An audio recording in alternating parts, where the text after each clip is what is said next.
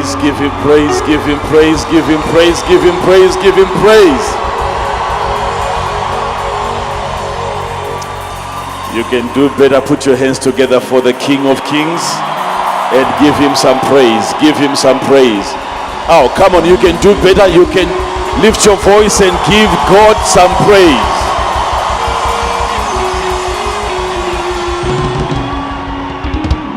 Wonderful. Thank you so much. Welcome again to the house of the Lord. I would want you to greet somebody next to you. Give them a very warm welcome into the house of God.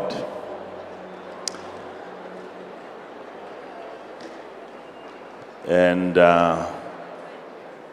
my love is here today.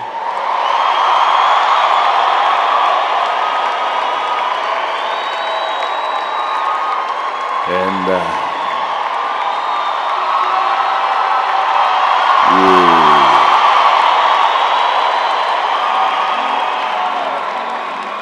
so you can see there is so much excitement, so much energy. I'm so happy.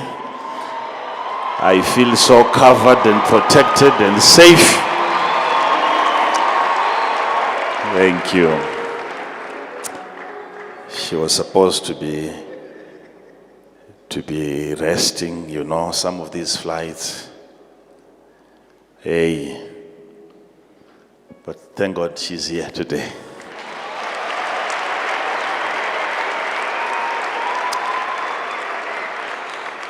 All right, you may be seated.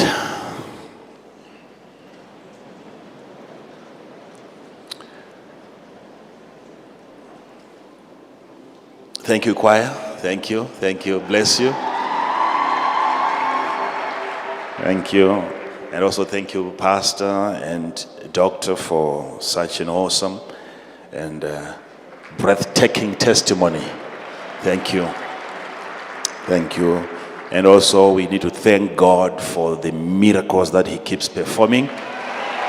Let's put our hands together for Jesus, for the King of Kings, mighty God.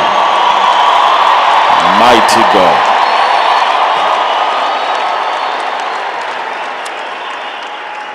Thank you. Who didn't get a chance last Sunday? Who never got a chance last Sunday? You had something burning and you never got a chance, or maybe something happened and the pastor, the microphone man never came to you, and yet you had something burning. Is everyone okay? You may be seated. Is everyone okay? Who is not okay? Who is not okay?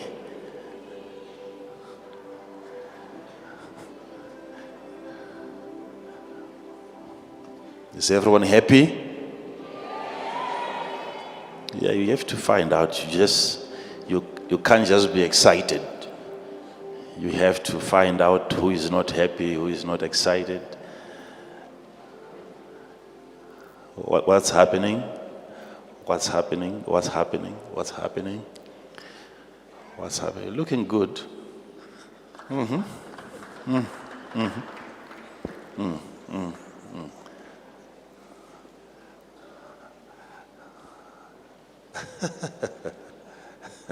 think everyone is okay, right?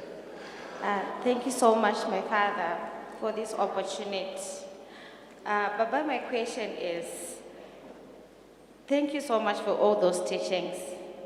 But my question is, Baba,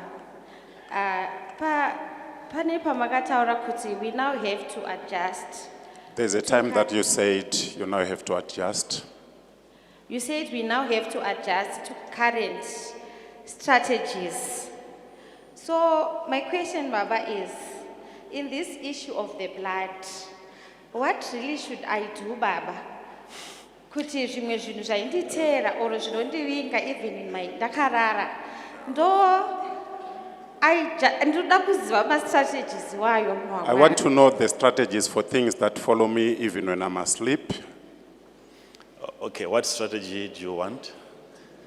Strategy about what is coming to you in the night? What's happening? Baba, madzikirira. And It stresses me so much. what is that? What is that? I don't know if nightmares, something like that, man of God. They are called sleep paralysis. And what is that?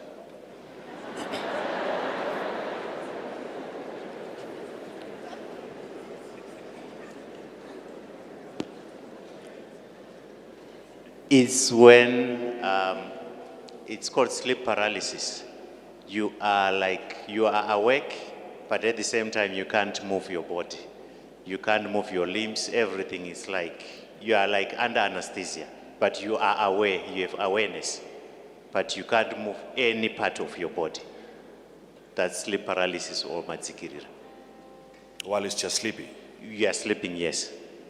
You just feel like maybe something is on you, or you just lose power, lose strength. So usually when you're asleep, are you supposed to be opening your mouth and talking? No.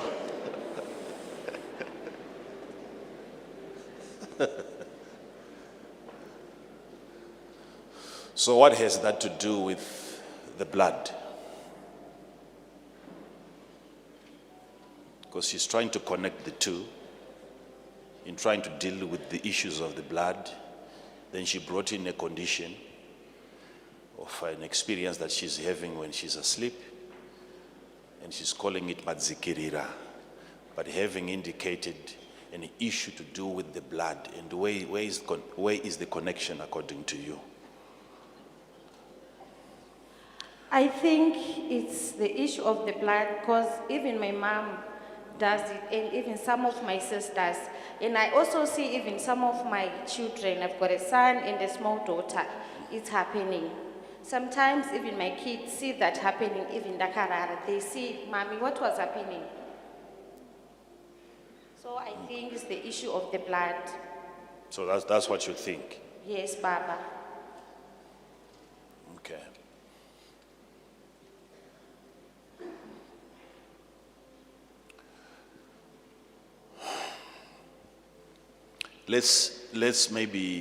Let me try to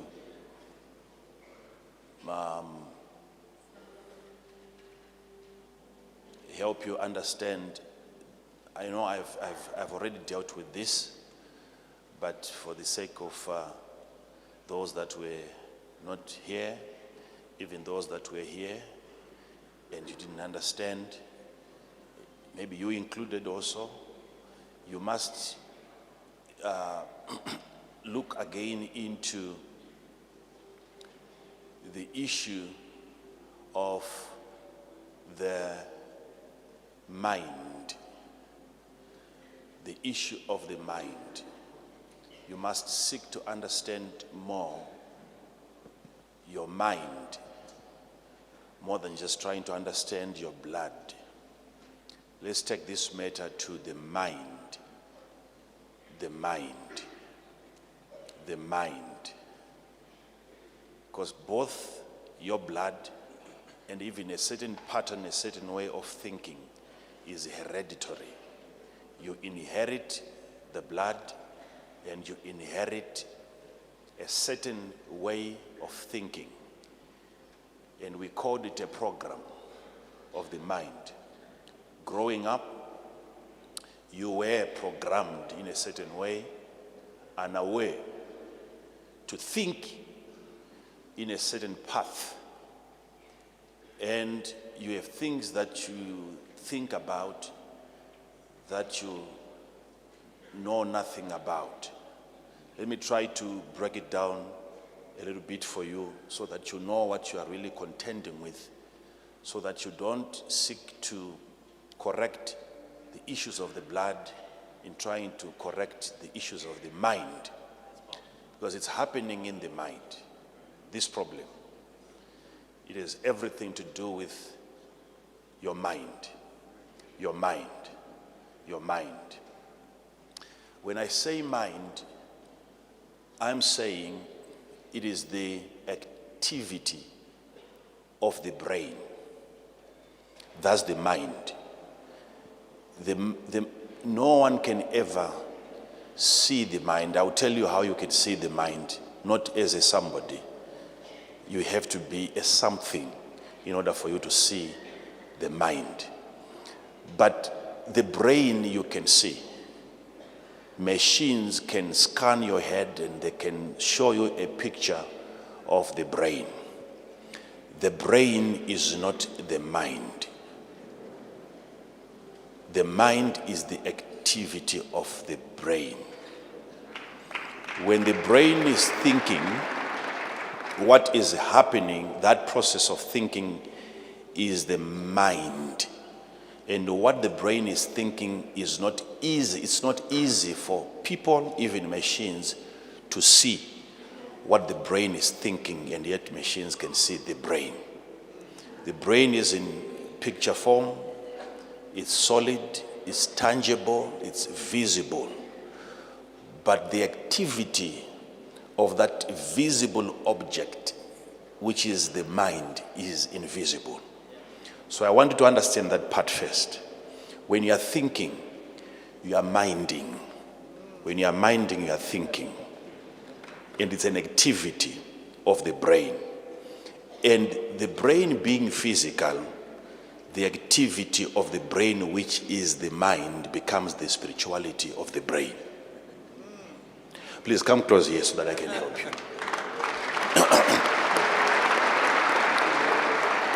Okay. What people don't understand is this. You can stand over here, over there. So in trying to help here, I'm helping all of you that have had problems. Okay? There is a difference between the issue of the blood and the issue of the mind. There is the issue of blood and there is the issue of mind. And after you are delivered from your blood, you can still struggle with the issues of your mind. Until your mind is addressed, there is a salvation that comes to deal with your blood, and there is another salvation that comes to deal with the renewing of the mind. Okay. So, even after you are free from your gene, the blood that flows through your veins, which is a program that is propelling you to life. You are moving according to the program of the blood. Once you are free from that, you need to seek for your next level of deliverance, which is the salvation of the mind, which comes by the word, and your mind is reprogrammed so that you stop thinking like your mother, you stop thinking like your father. It is the salvation of the mind. But in order for you to understand the salvation of the mind, before you understand the salvation of the mind, it's good that you understand the mind. The mind. The mind.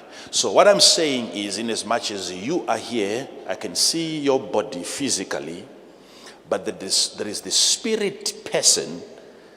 There is a personality within the physical body that controls the body. So the body is being driven by the spirit. Take note of that. So when we look at the brain, which is the physical part of your head, which we can see on the machine, when that brain starts to think, that process of thinking is the spirituality of the brain. And that spiritual part is called the mind. Now, it's difficult for anyone here to see the thinking or the mind. It is only perceived. If you want to see the mind of a person, you have to prophetically perceive it. It is perceived. This is why a person who is coming to you and you think he's coming to give you a hug and he beats you. It was in his mind to beat you up, but you had no way of knowing. There is no machine that can detect that. That's why they have to wait for the criminal to commit a crime and then they arrest. It's only in the spiritual realm where the devil thought of ascending, and he said it in his heart.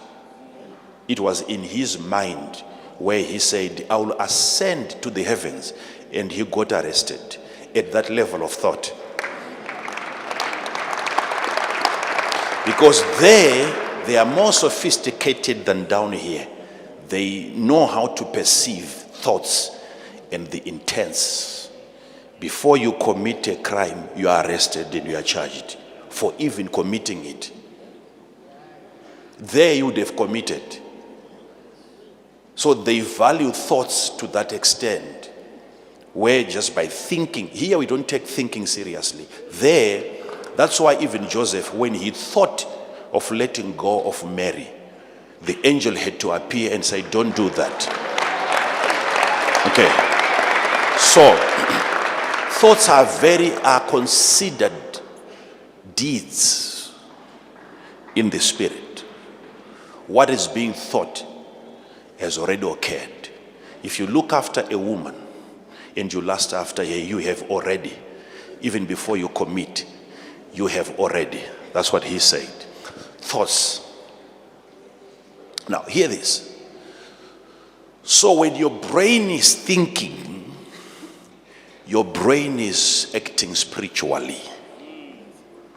It's a spiritual activity of the physical brain that's thinking. That's thinking. But where you are having a problem now is the management of your brain. If you are not in control of your brain, which is in charge of your mind, it means you are not in possession of your soul.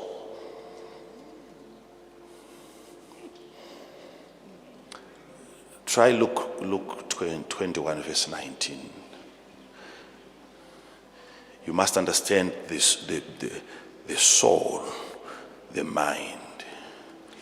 In your patience, possess ye your souls. In your patience, when you practice patience, when you go through trials, because Jesus had just talked about persecutions and tribulations and what you go through as a child of God, but you have to practice patience. And in your exercise of patience, possess your soul. The possession of a soul by the owner. That's mastery over your mind. Read it again. In all your patience, in patience, in your patience, possess ye your souls. I've never heard of that. That when you are going through trials, going through fights, going through different conflicts in life, it's better you lose everything but be in possession of your soul. If you can keep your mind in perfect peace, and it's a responsibility given entirely to you by God to always make sure that you are in possession of how you think. Being in possession of your soul is being in possession of your feelings. Right now you're complaining of a thing that seems to come and it takes over your body. You want to talk, you can't talk. You want to raise your hand, you can't raise your hand. You have lost control of your vessel. You've lost control of your vessel, which is your body. So you seem to be having there is a hijacking that seems to be happening of a pilot who takes over your plane, and then you are no longer in control of your body. And you're coming here, you're complaining because you have identified a driver who comes and he takes over your body. And you are not excited about that, because you want to be in possession of your soul, which is your feeling, your intellect, your thinking. Now, so Jesus is saying, In your patience, possess ye your souls. when you are in possession of your soul, such things are not supposed to happen. Unless your soul is under another personality's possession. When you are being possessed by a separate personality, you have lost control over your soul. So in your patience, be in possession of your souls. What does it mean to be in possession of a soul? Remember, he said in another place, what shall it profit a man if he loses his own soul and he gains the entire world? For what is it a man profited if he shall gain the whole world? When you are to gain the whole, not just a part, but the entire world. If you are to what? Gain the If whole world. you gain, what shall it what profit? So there is no profit to a man who gains the entire world and loses His own soul. his own. So you are seeing again another person who is not in possession of what? Of his soul. That man is suffering losses. What does it mean to lose a soul? Which is, in your case, when you are awake, you seem to be in control of your soul. When you go to bed, you are complaining of something that comes over you, and it takes over your soul. And you start to feel according to it. You think this thing is happening only in the night. That's why you made reference to the night, as if you are in control of your soul during the day. But it's a continuous problem. Whatever is controlling you in the night is controlling you in the day. Including moments when you think you are aware, you have reclaimed your position as the pilot of the body.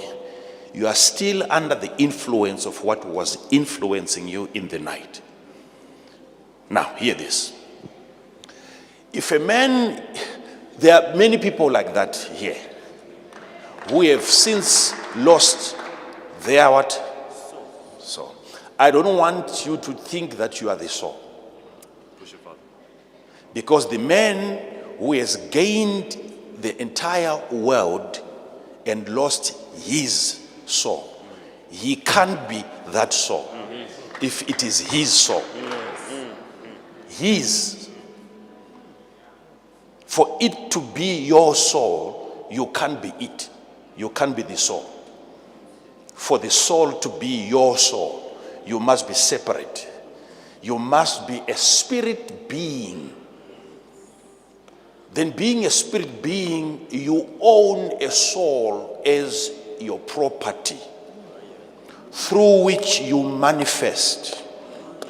It's an instrument given to you as a spirit through which you manifest. What shall it profit a man if he gains the whole world and loses? There is losing. Own soul. His what? Own soul. And who is losing the soul? The man. And the man cannot be that soul. The man cannot be that soul. He has to be separate from the soul for him to then lose the what? The soul. And how many people are in that state today? I can show you thousands. What it means not to be in possession of your soul, this is what it means. This is what it means. If you rely entirely on other people to make you happy and stimulate your soul, so it is now up to them to make you happy. So you have lost possession of your soul. You have handed over your soul to an entertainer. You have handed over your soul to your friend. You have handed over your soul to your husband. So it's up to your husband to decide when you are happy or when you are sad. Why, as a wife, you have lost a soul to your husband. If it is now up to them for you to be happy, if a person is capable of giving you a bad day by simply insulting you in the morning, and you lose control over your temper, it means you have lost your soul. And someone is manipulating your feelings. You are happy when they want you to be happy. You are excited when they want you to be excited. So it's up to your community now to decide how you feel. If you feel according to them, you are no longer in charge of your soul. You have lost it. And this is not happening in the night when you are sleeping. It's happening during the day. So you are complaining, we're talking of what happens when people are sleeping. I'm bringing you to the morning now. That even when you're up like this, you are still experiencing madzikirira.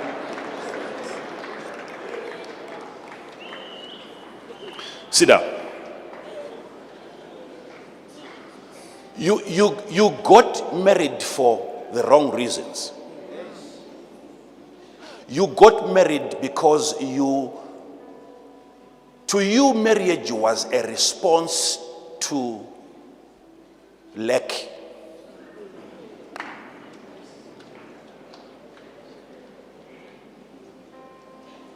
You were desperate for love.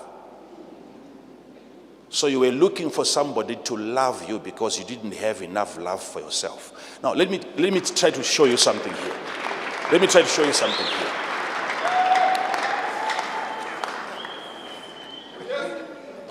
This is what happens to a man who has lost his soul.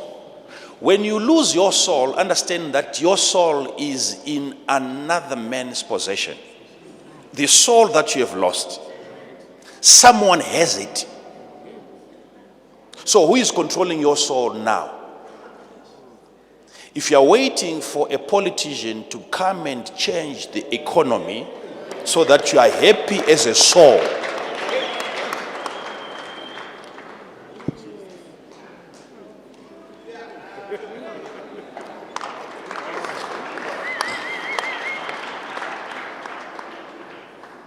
are you following this?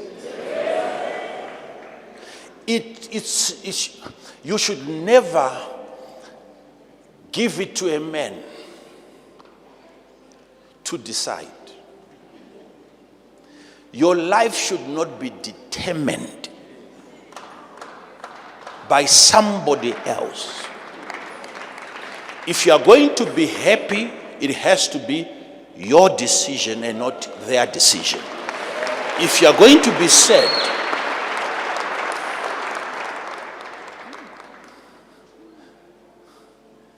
it has to be your decision. Then you are not experiencing madzikirira during the day.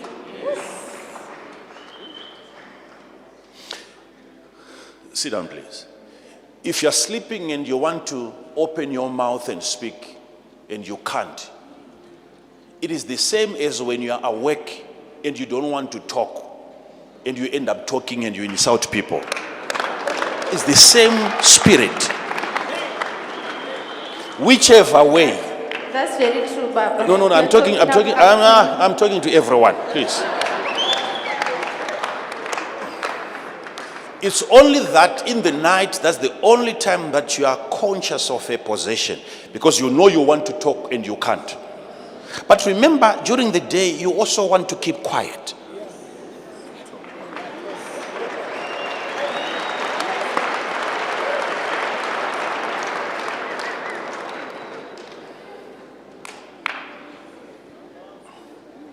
So let's talk about being in possession of your soul, because all that is the manifestation of a human soul.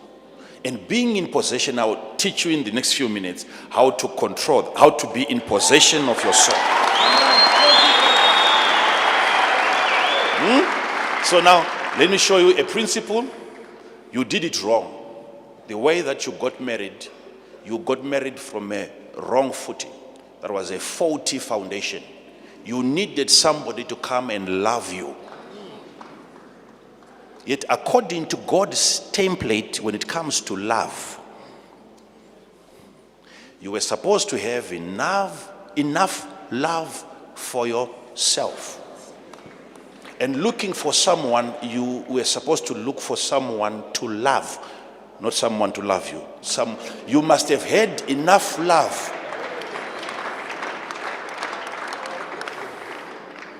And you now have an overflow of love. Then it was not supposed to be you seeking for love. It was supposed to be somebody who is desperate for love, not you. You are coming from God, who is love. You have an abundance of love as a child of God. The person who was supposed to get married to you is the one desperate for love.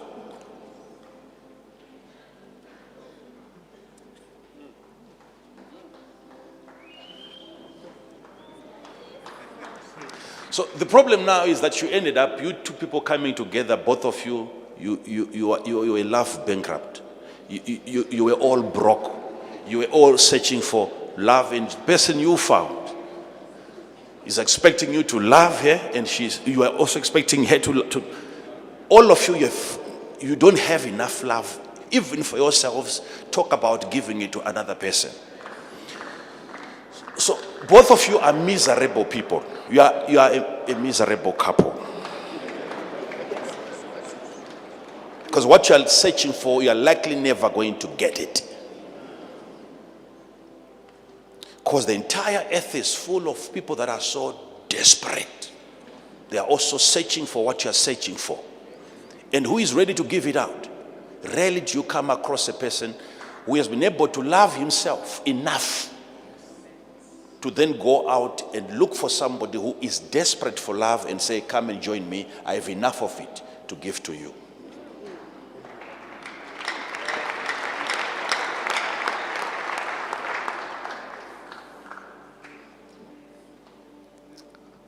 So look at the way that I'm trying to restore your soul to you and take it away from your boyfriend.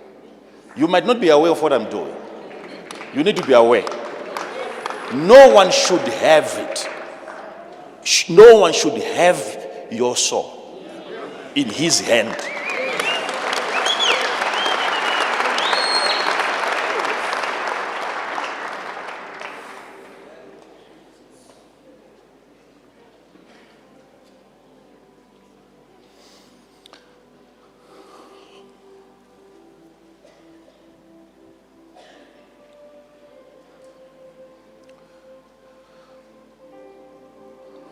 So if a person comes to you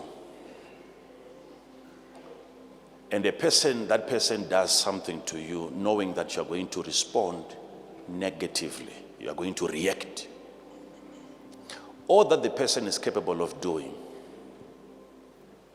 is to provoke you.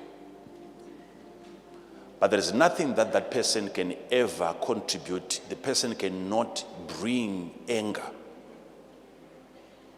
to you. It is the anger that person finds you with that he comes to provoke.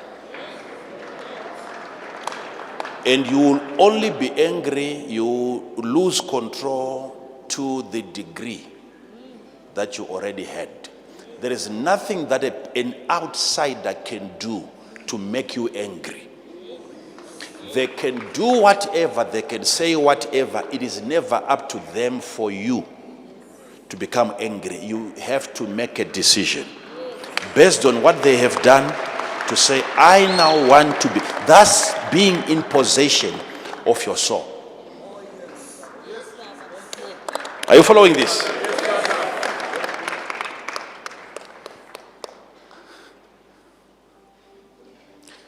So if a person comes to you and then he provokes you and you lose it,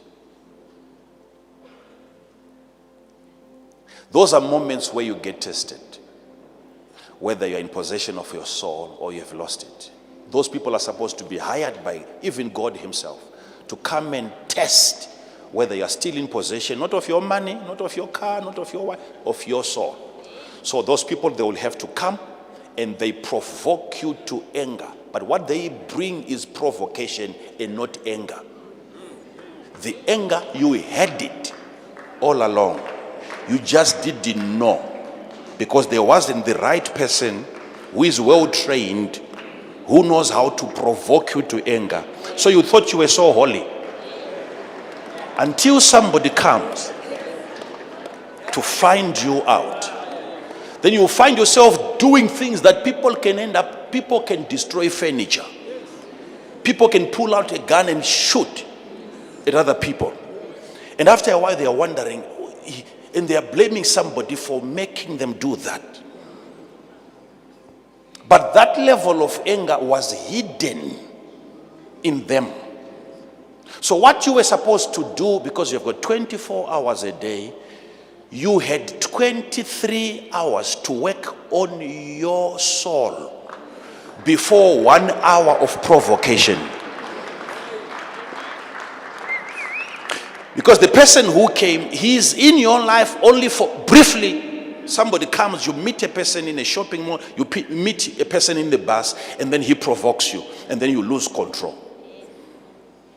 And you blame him for the outcome, and yet you had 23 hours to master your soul before the arrival of so that you know how to manage what happens in 1 hour. You had 23 hours to take a hold of your mind, of your soul.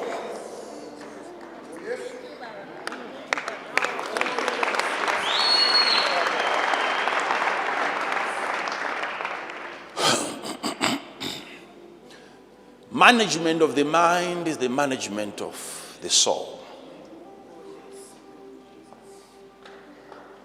When you're in control of your mind, you're in control of your soul. Once you're in control of your soul, you're in control of your feelings. You're in control of your emotions. Don't let them have their way through you.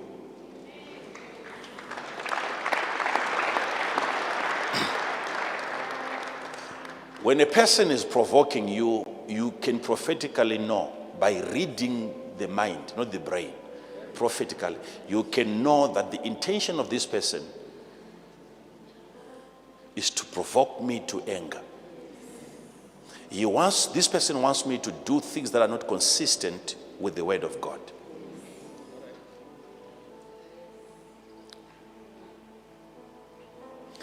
And before you react, you have a choice to make.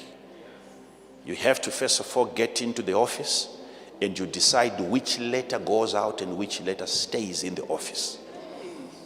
It's up to you. That's the management of the soul. When you're in possession of that office called the soul, you will know that it's not, if I'm that kind of a person who enjoys giving people my peace of mind, my peace, you know which peace of mind to keep. You qualify people before you allocate your peace of mind. They have to qualify for your peace of mind. Are they qualified for your peace of mind? If they are not, keep your peace of mind. Then you will realize at the end of the day that your mind is complete because you have not been sharing pieces of your mind. Do they qualify? By the way they approach, do they qualify for your piece of what? That's being in possession of your mind, which is your soul.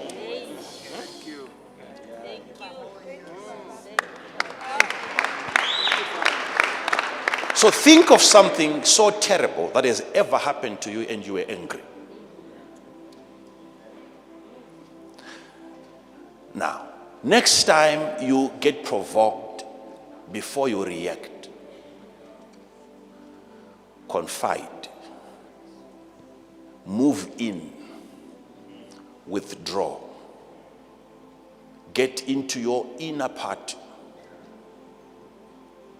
close the door, make a decision. You have an option, there is an alternative. You decide, do I get angry? If I'm going to be angry, I've given this person a trophy. This is exactly what he came to get from me. It's up to you. I know when you're angry, what I'm saying might not really make sense. You have no time to refer to those notes. But you know, it's by patience. It's by patience that you ultimately repossess your soul. By patience. In your patience, possess ye your souls.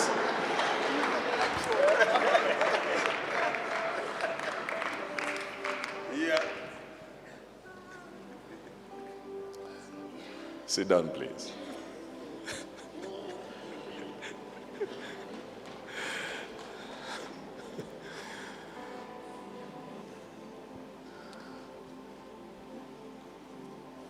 So you thought it was happening in the night. It's happening right now.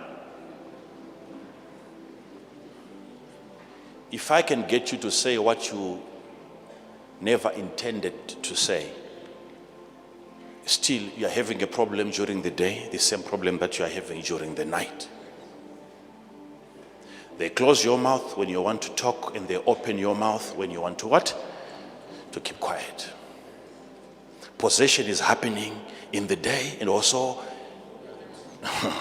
So I'm trying to help you see that it's happening everywhere. It's bigger than you think.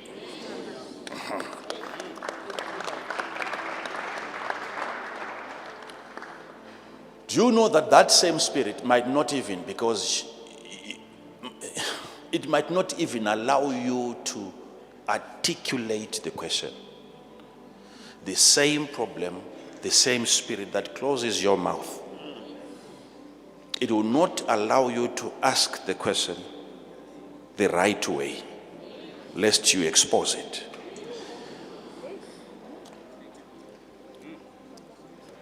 So that even the question that you end up asking is not the actual question.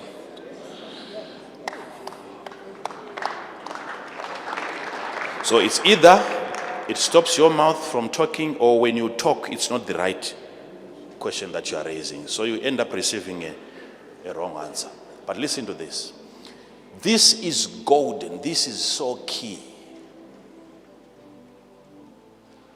When you release people and you forgive people, originally when that virtue was introduced by Jesus, it was never for the people that you are forgiving. It was for your sake.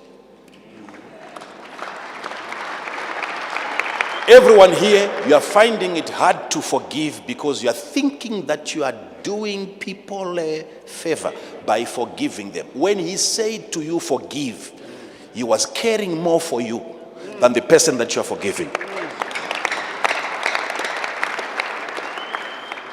When you look at it from that perspective, you start realizing that it's even enjoyable. You start looking for people to what? To forgive, because it is ultimately for your sake.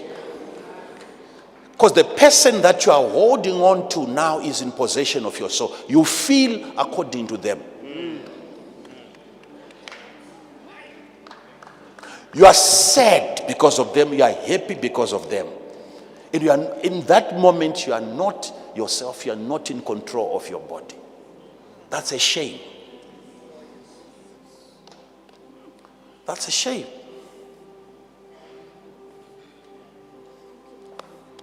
No matter what your wife does to you, no matter what your husband says to you, it is still up to you to decide either to get angry or to move on with life.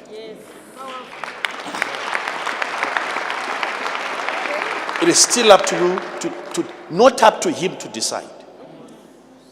Am I saying he's not doing you wrong? No. Don't. It's wrong. Everything he's doing is wrong. But I'm saying you still have to make a decision. It's up to you to be sad, not up to him.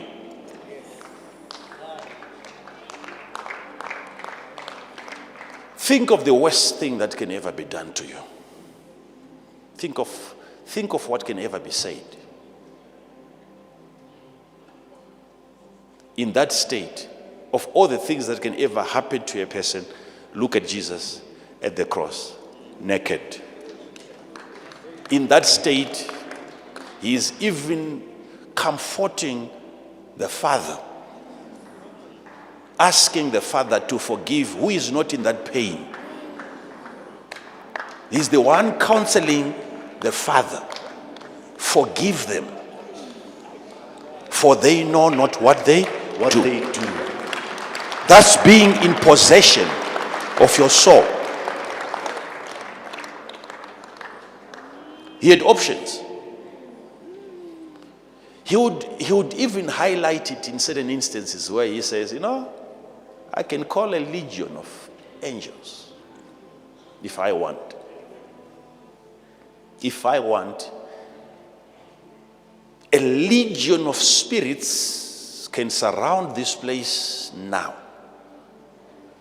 And you have no way of laying your hands on me. So he had options. So he's in the office making a decision on how to respond to the situation.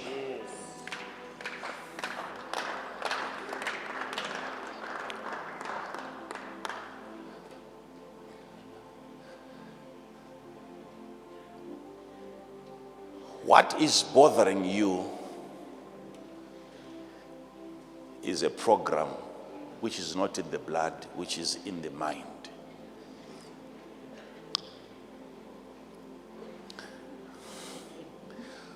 When people are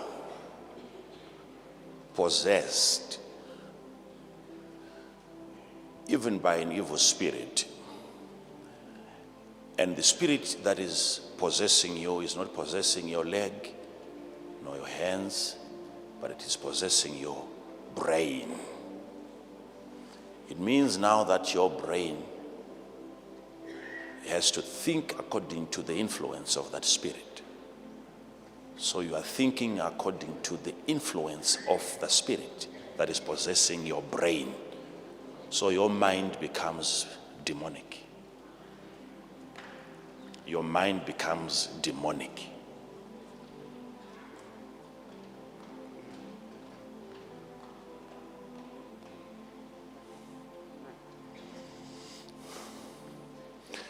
Jesus found a better way, a justification, why it became so easy for him to forgive people. He downgraded people who were so intelligent. Some of them were priests, some of them were kings, some of them were governors of the Roman Empire. According to him, he said they are in the category of not knowing. They don't know what they are doing. So it became easy for him to forgive. Some of you have... Father, forgive them, for they know not what they do. Despite their positions, Jesus didn't care. According to his level of understanding, all of these people are ignorant. That's why they are doing this to me. But with you now, some of those people, you think they are special. You think they are bigger than you. You think they are unique. You think they are better. So when they insult you, when you are insulted by the better, it becomes an insult. Jesus knew how to put people into their rightful places. They don't know.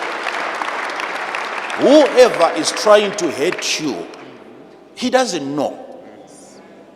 Forget about the degrees. The person is ignorant. Why would someone seek to hate a person like you? That's ignorance. Are you following this?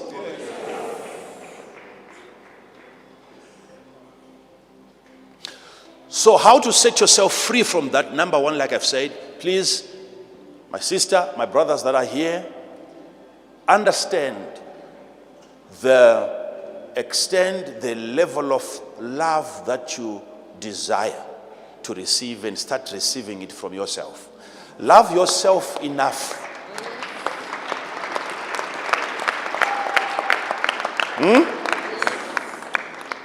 When you start from today to love yourself enough, you look around, you look at your expectation, how difficult it is for people to meet your expectations in terms of loving you. You cannot have that expectation unless you have a way of measuring love. If you know how to measure love, give it yourself. Give that love to yourself. You are setting yourself, your mind free. All that is happening to you and to most of the people here, you have lost control of your soul. That's why straight away I went to the scripture. Through patience, it might not happen overnight. This is why it is called the renewing of the mind. It's a process. So you start practicing it. You have to be patient. You have to be patient. You should not think, I don't think there is anyone here who has never experienced that before. How come some, they had that experience in the past, but it's no longer happening? They regained control of their steering at some point.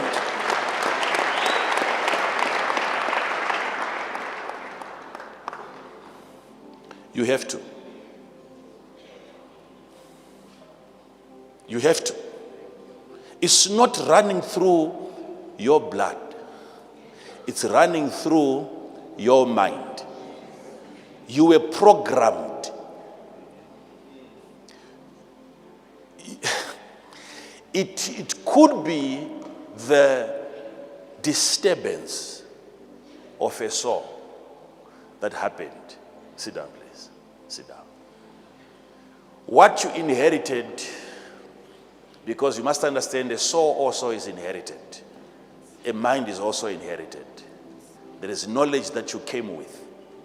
It didn't just come through the blood, but even the handing over of a mind. Okay? It was given to you. There could have been somebody in the family who had an attack. Let's say if it's happening only in the night, maybe there was somebody who had an emotional attack in the night. And every experience that you have, it gets registered. And I told you when I was talking about the way of the Spirit and teaching you on how we are transported, how sometimes you are taken back to the village, how sometimes you are taken to different places, and you keep dreaming of the same thing, the same thing, the same thing, the same thing. And I went on to educate you on how your soul keeps on traveling back to a place of a major activity. Where something happened in the past and it was recorded.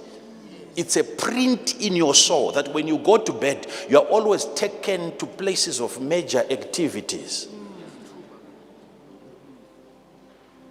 Terrestrial radiation.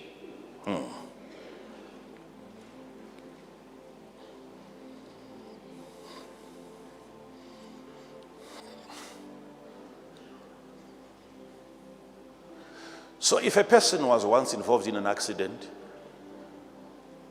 and the vehicle somersaulted and they were almost crushed and they were saved by God's grace and they came out, like some of the testimonies that we keep hearing, depending on how that was recorded in the soul of the person, if care is not taken, even after they are delivered from an accident, they still have to go through a deliverance of the mind from that experience.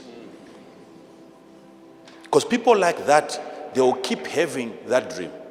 Even when they are driving, when something happens, they are taken, their souls are taken back to major places of activities in their lives. They'll start dreaming of that. Even by the time they give birth to children, that emotion is handed over.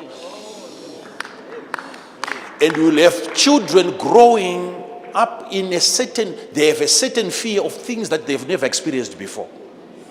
Why are you afraid of, where have you ever seen that as a child? They got it from the soul that was once vexed, and that soul was not delivered from that experience. So that can be handed over to the next generation, not just in form of blood, but in form of the soul. The soul, right? Follow this. So you will end up, people like that, let's say they go to bed, they are always seeing accidents. People are dying in an accident. They are seeing pieces of human bodies, and it becomes horrible.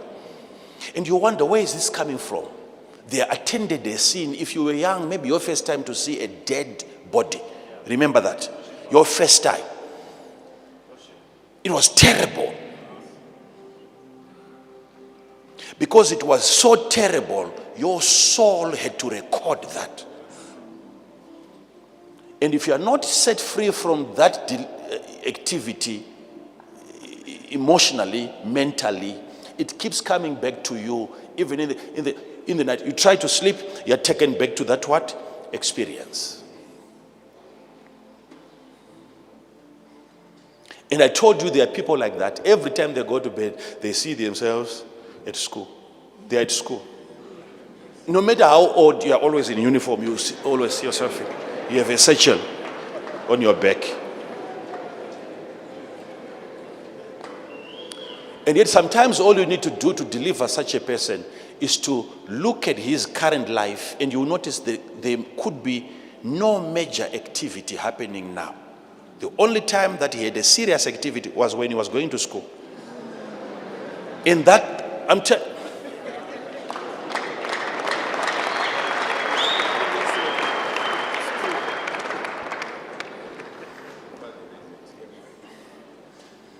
Sorry, man of God, there is a term in genetics which is called epigenetic inheritance. And this inheritance states that parents' activities are passed on to the children as epigenetic tags. They are things that epi means upon, so upon the genetics that the child receives, there are certain tags of activities that the child will inherit. So the experiences of the father can also be inherited. And it's very scientific. But I know, maybe just so that we help our people here. It's so serious to a point where it is now being believed, it's a recent study that they've done, that even with the epigenetics, the genes can also be altered by the outward environment. Yes. It is proving, they are now finding out that it is possible for an external environment to influence, to alter the gene. Your environment, where you grow up, your environment, when you choose a house and say, I'm going to stay there, and you keep your children in that environment, the environment is powerful enough to alter the gene to a certain extent. Your children will grow according to the program that was external, which was the environment, their community.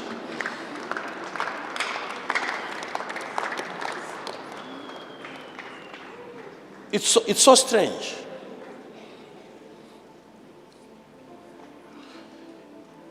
It was proven.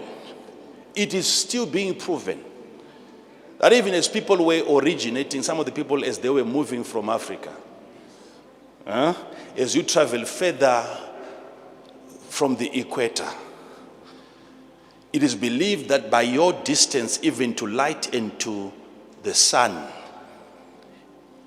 even your skin changes. Even your skin, it changes.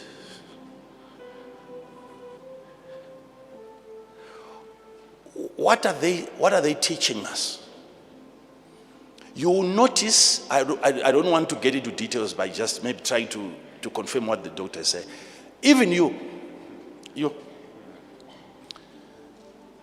If we take you to the village and you stay there 2, 3 months, 4 months, 5 months,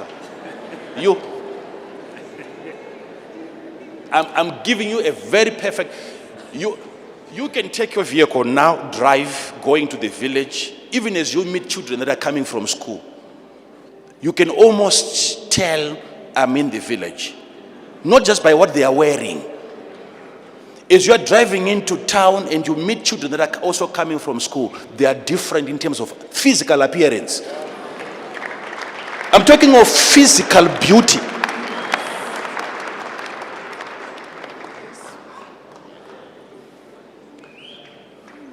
Are you telling me there's a system that is selecting children like that and they go to the village and your children are... No. It is the epigenetics.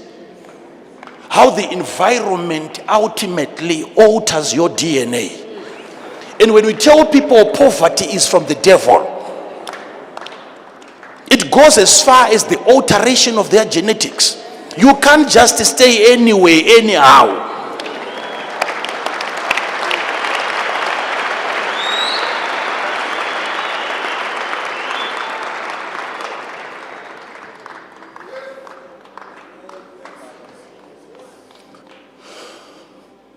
You may be seated. So we are back to the environment that you emanated from. Where are you coming from as a soul? You were given programs. You were told what to fear as an inheritance. And you fear things that you have never met.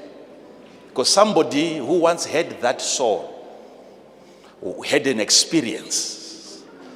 And he was not delivered from that experience. And he handed over that piece of his soul to you, which had memory. And you're afraid of things that are yet to happen to you. Because according to the soul, the thing has already what? Happened. So what you're afraid of is the repeat.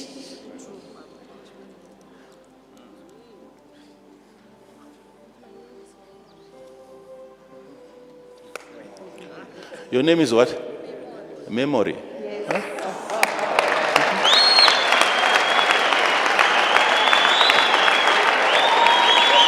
But anyway, look at this.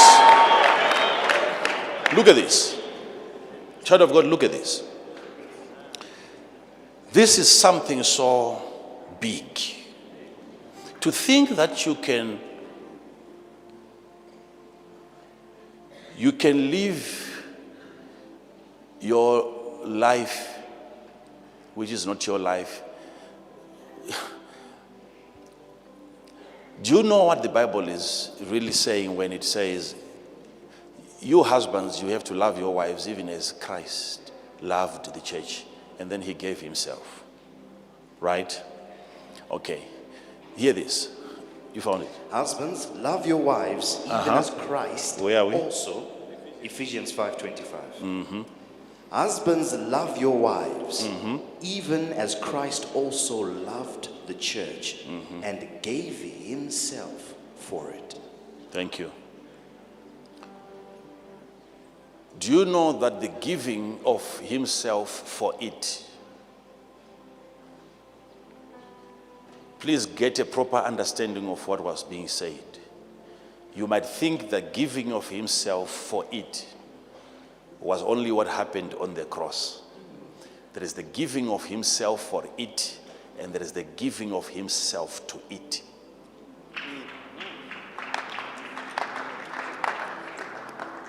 Jesus did not only give himself to die for the church. He gave himself to the church so that his life becomes the life of the church.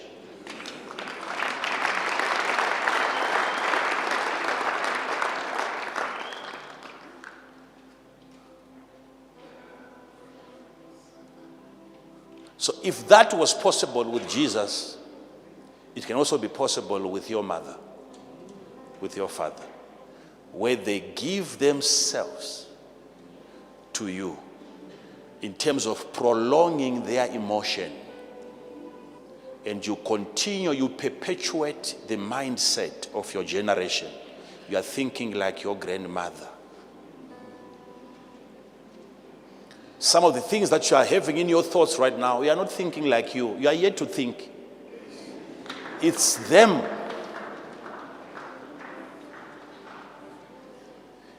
And they handed over questions that they had to you, sometimes to even ask me on their behalf. It's an inheritance of mental problems.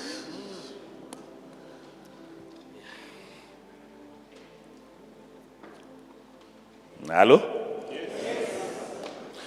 Whilst I'm teaching like this, once you receive a question in line with this, you just raise your hand so that I keep on working on this one thing. We don't want to touch a lot of things. You know we can do that. But once I touch on something, there's a hand over his. Make sure that you're just on this. If it's a follow-up question, just raise your hand and then someone can. I'm still working on this matter. Please don't lead me elsewhere. I mean, no, but then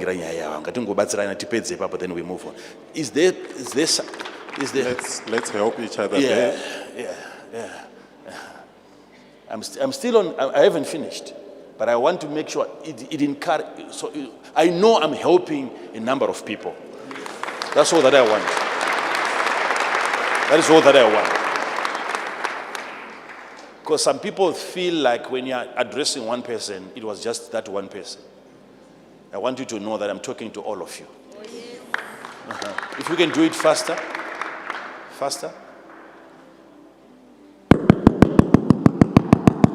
Too many hands, please. Just where's my mic? I'm where's my mic? Mic, Pamro. Thank you, Baba, for the opportunity. Just today, my sister there,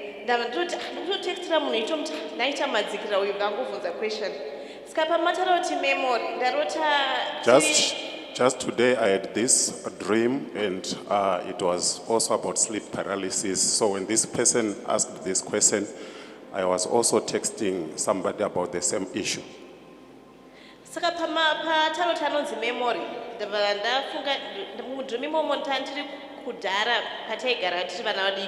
Then there was my day. Then brother So when she also spoke about her name and she said she's memory, I also thought about the name of this other person, and the name had something to do with memory as well.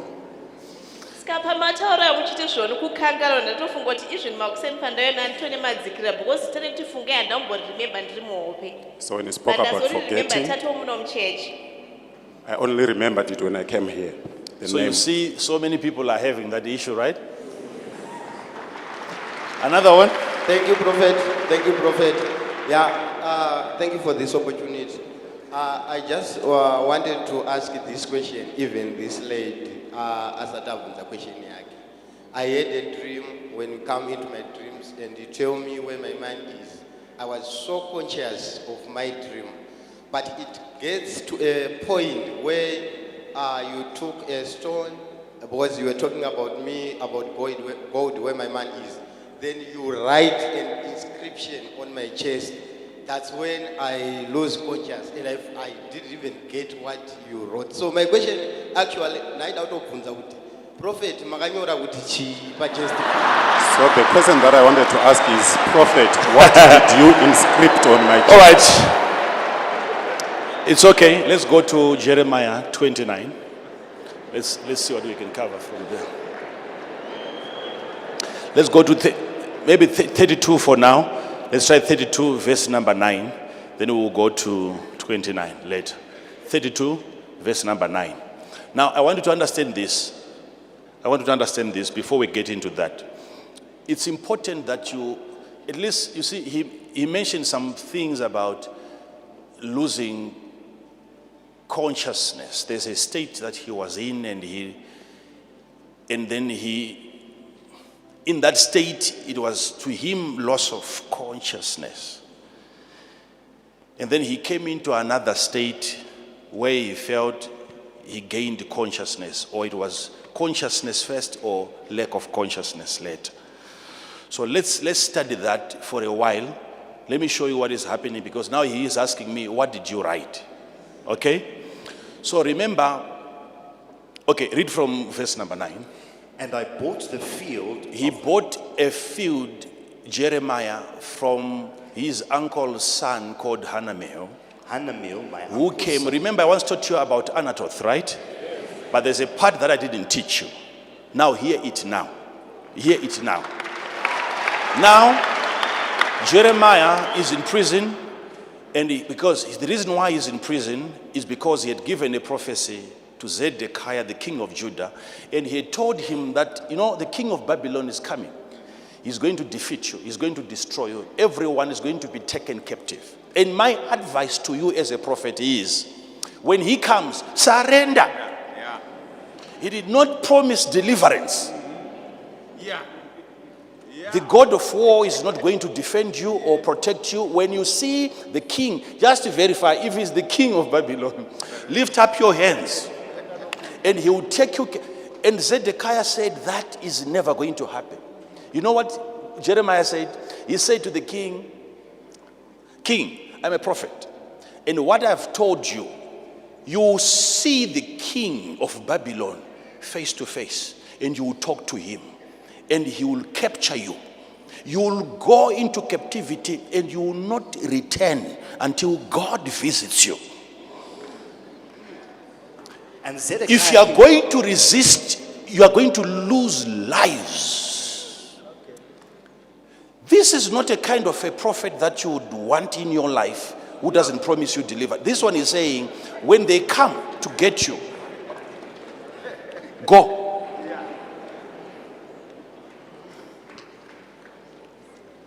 And because of that, Zedekiah arrested the prophet.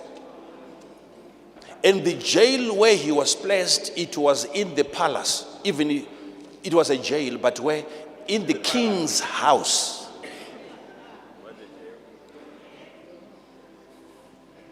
Are you following this?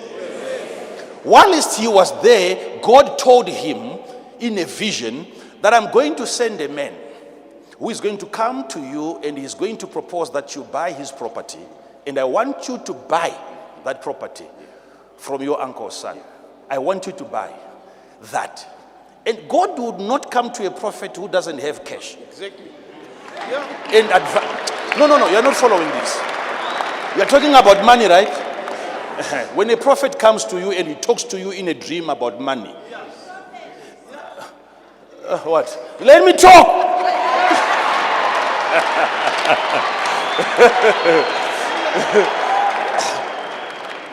Please be seated, please. Be seated. God comes to a prophet and he tells a prophet, buy. Yeah.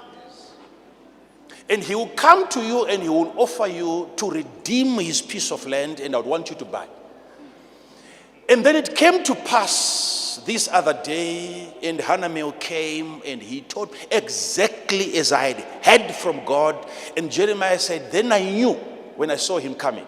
And he proposed that I buy his piece of land. Jeremiah says, and I knew this thing was from God. And straight away, he had 17 shekels that he paid in jail. He was in prison, a prophet buying properties from jail.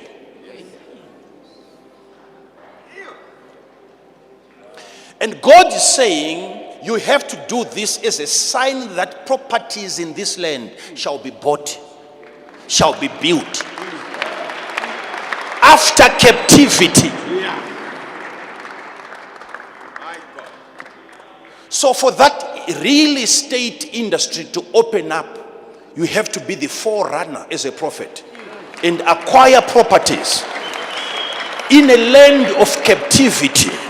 In a devastated land economically, go ahead and demonstrate acquisitions. Possess gold claims, lithium claims, possess farms, possess plots. Prophetically, God is sending you ahead. Because in the future, these things shall be. Oh, be seated, please. Be seated. Be seated. Be seated. Be seated. Do you know? Do you know? Do you? I'm still helping you, my sister Memo. I'm still helping you. And my brother. Hear this. Be seated, please. Be seated. Be seated. Be seated. Let's all sit. Let's all sit. To think that the man is in jail and he's by. When Hanamel came, Jeremiah says, now I knew that God was in this. Because it's happening. It happened in a vision, and physically the man is coming, and word for word, exactly what I heard him say in a vision.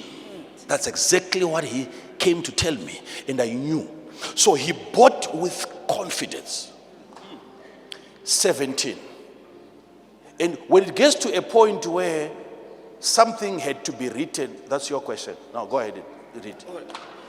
And I bought the field of Hanamel, my uncle's son, that was in Anatoth, and weighed him the money, even 17 shekels of silver. Yes. And I subscribed the evidence and sealed it. And I what?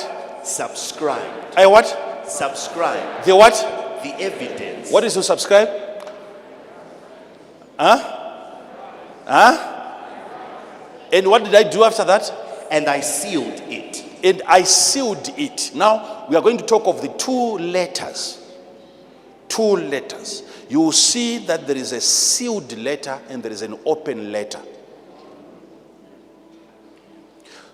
In the agreement, in terms of the title deeds, this is what Jeremiah did. They wrote. There were witnesses even in jail. Read it. Read it.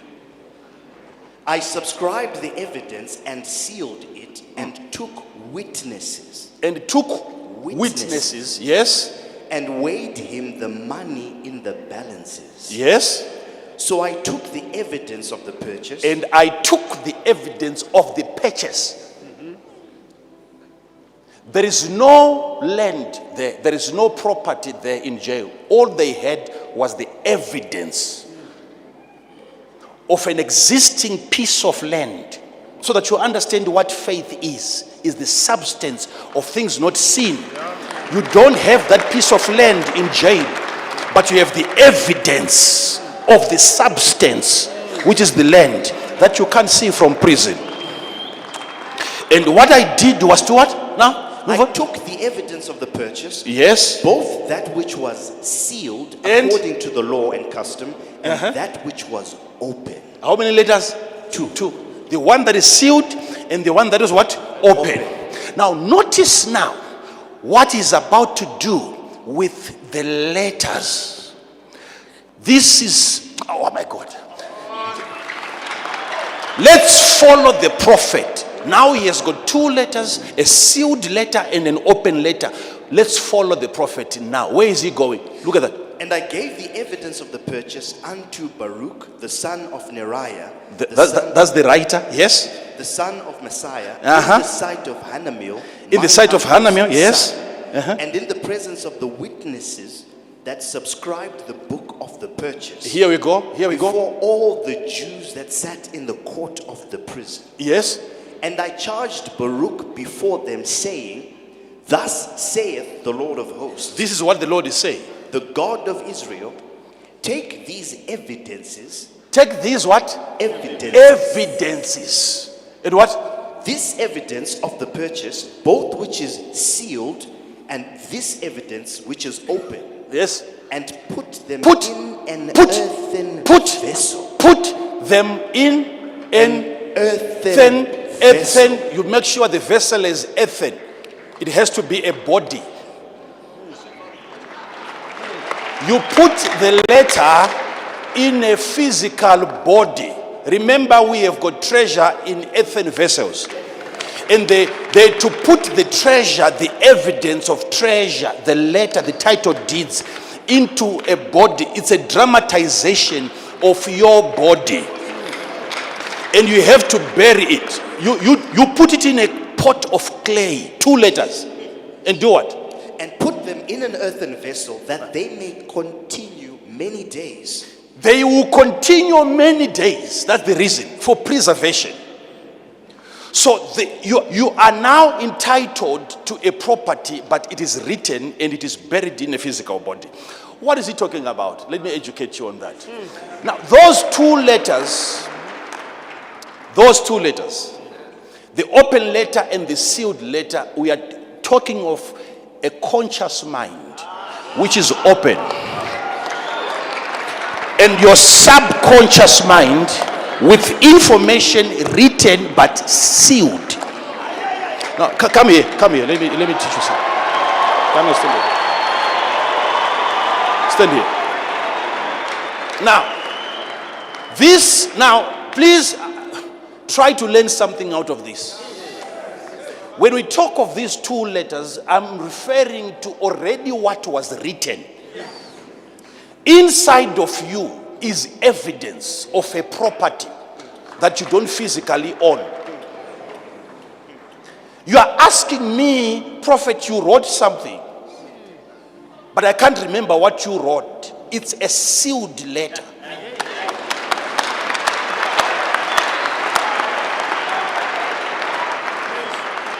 And the letter had to be buried. It's there in your jar of clay. Now, when you've got, now, hear this. Be seated, please. Be seated. Everyone here, do you know that every piece of land, every house that you are ever going to build, every car that you are ever going to buy, every school that you are ever going to attend, there is a script. In the volume of the books, it was written concerning me. Your life, there is a printout. Your life is in form of an outline. Something was spoken and was written, and it had to be buried in your jar of clay. Now, the things that you know about you is the letter that is open. But there are things about you that you are not aware of. It's a letter that is sealed, yet still in you. Now, I said sit down, please. Sit down. To think that it's not all that you know that you know. You have things that you know that you are not aware of. Things that you know that you are not aware of. You know them by your subconscious mind. But if I'm to ask you now, what do you know? Do you know what? Before you tell me what you know, the only thing that you're going to tell me is coming from an open letter.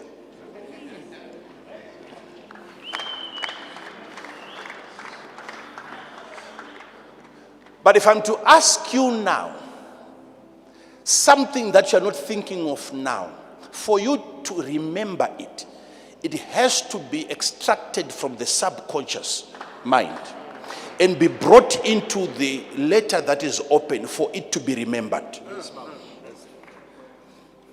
So what you remember and what you can't remember, you still know.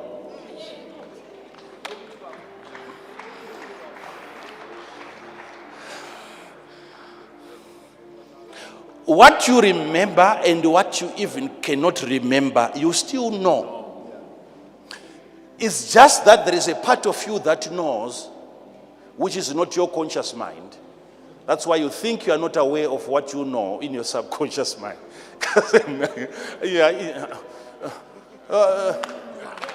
Okay. When people are coming to the house of God like this, we must have an understanding of the deposits, letters that we are writing as preachers, declarations that are being made in the presence of the jar of clay, programs that we are putting into you, some of the things that you understand immediately because that's an open letter, and there are things that will enter your physical body that are yet, when you see the manifestation of it 7 years from now, you will begin to wonder. You will begin to wonder, How come things are happening in a time when I'm not even hearing the word? What kept you during the COVID was the letter that was sealed, that was put in you by God.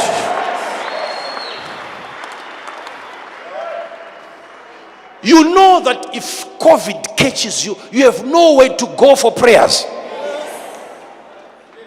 Yet there was a place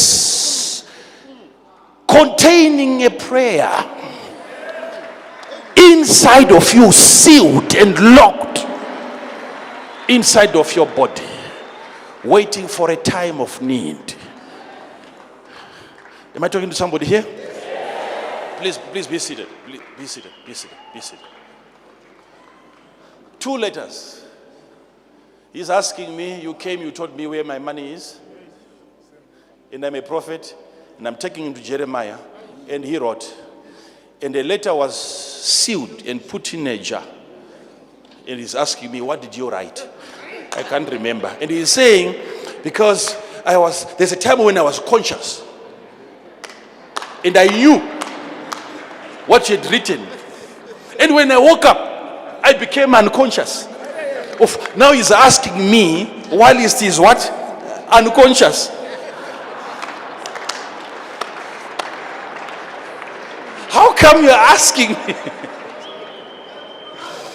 Now I'm taking you to the prophet so that you understand the part of you, the letter that is open, are the things that you know. But there could be a letter again. The letter that is sealed contains the information that you have in the open letter, but there is more to that letter. Hence, it had to be sealed. Otherwise, you're not hiding anything. Why would you open a letter and you seal another one if they both contain the same? What are you trying to hide by sealing the other one? There is more that you know in your subconscious.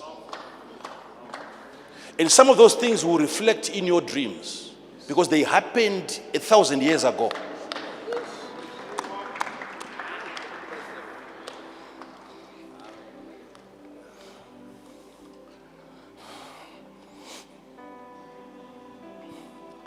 Here is where the problem is.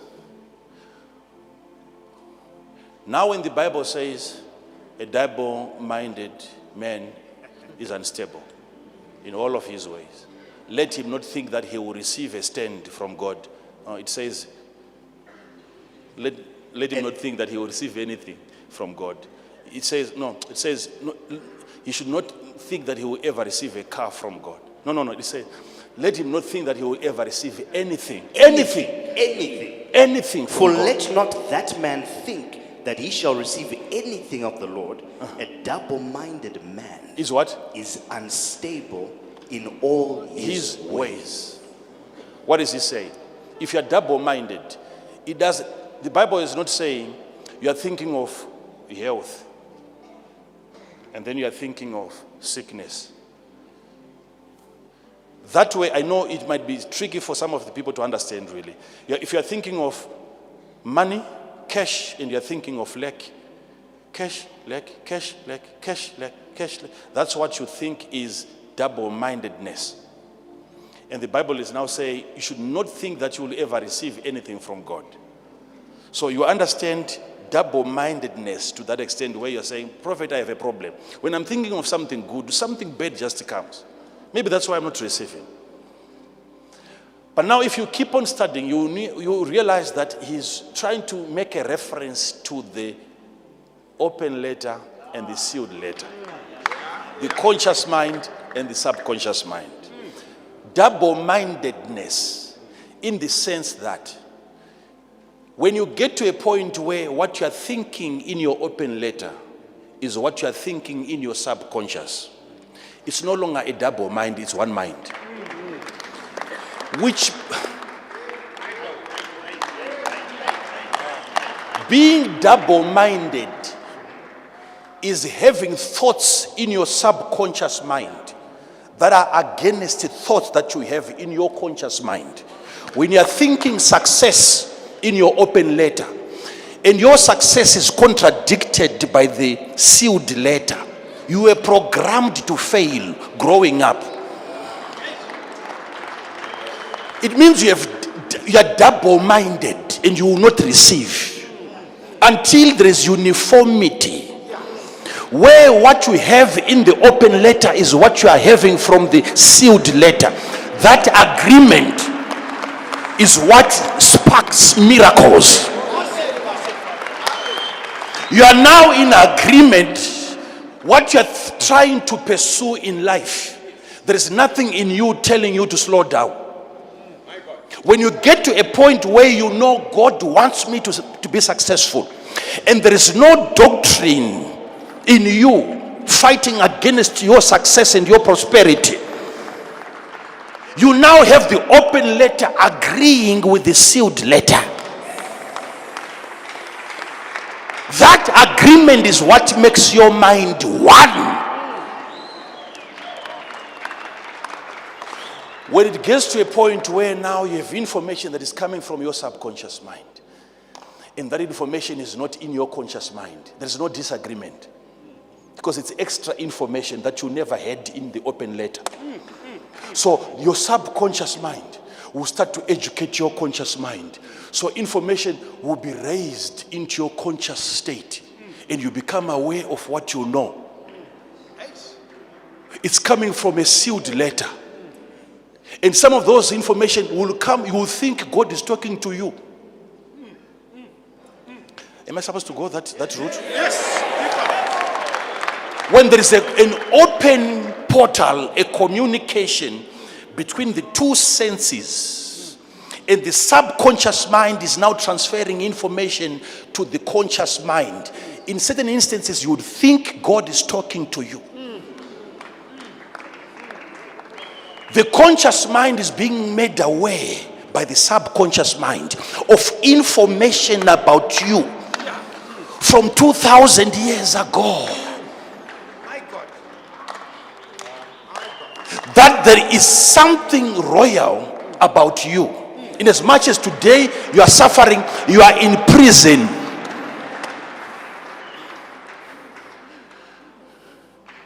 Can you buy a property from prison? Are you able to be bound physically and you don't allow them to bind your soul?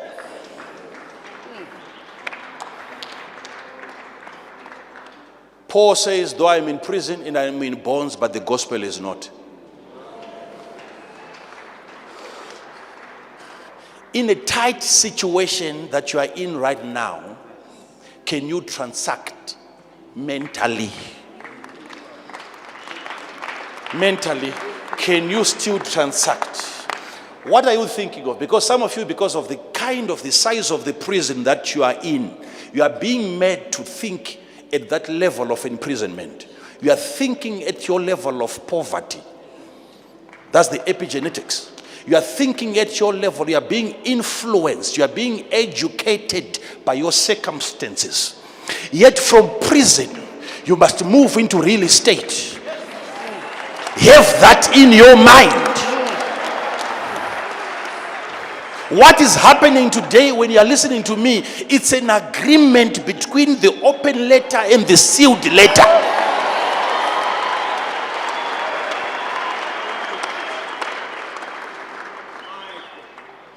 Be seated, please.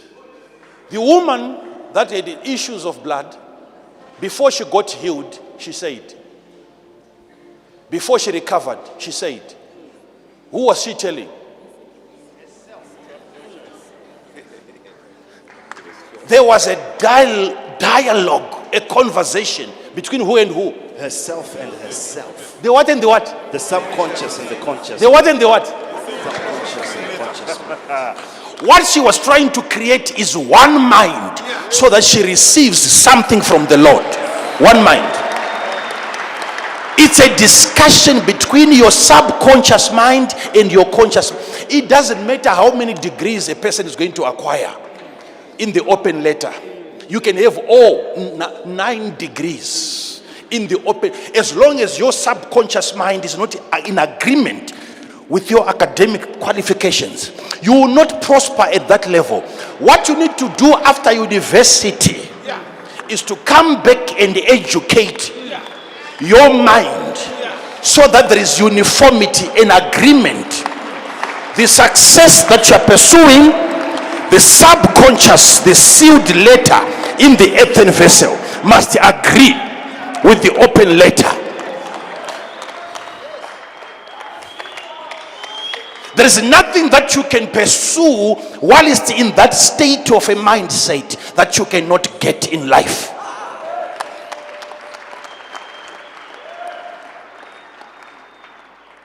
I have no time to go to chapter 29. Be seated, please. Be seated. Be seated. Be seated. Be seated.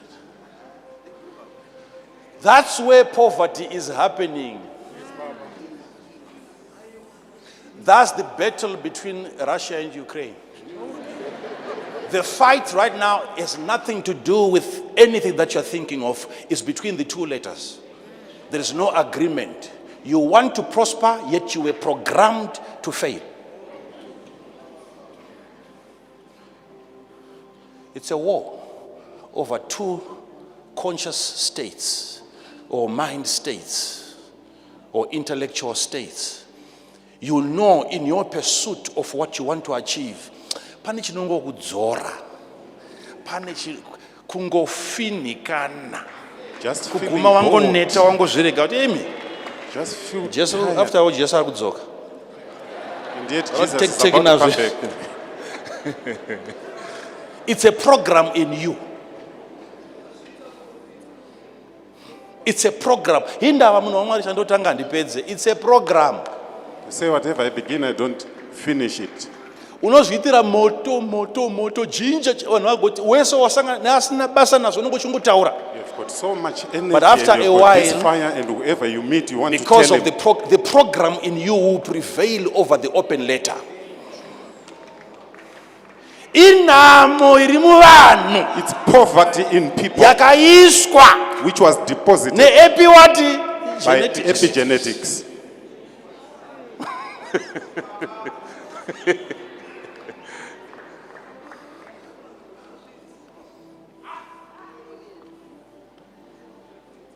Where you grew up in the environment of suffering, you were taught to admit and to receive that this is a way of life. This is how we live. So whatever you do, if you're going to make millions of dollars, that sealed letter will bring you down to its level.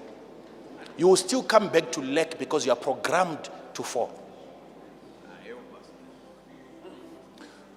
Double-mindedness is a conflict between the two minds. What I've done is to agree with myself that I'm not broke, I'm not poor.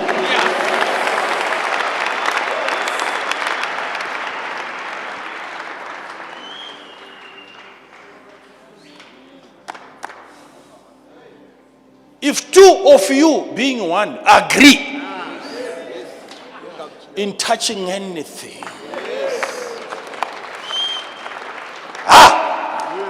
If two of you shall agree,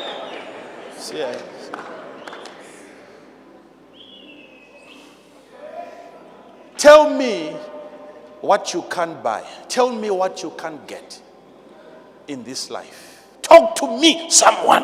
What is it that you can't have? I'll prove you wrong right away. Right away. I have all that it takes to prove you wrong every time.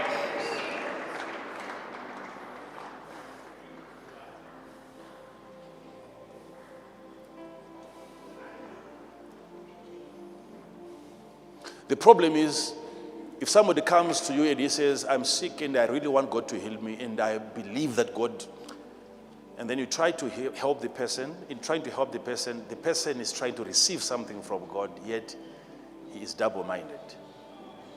But you can't convince him that he is not interested in getting healed. You can't.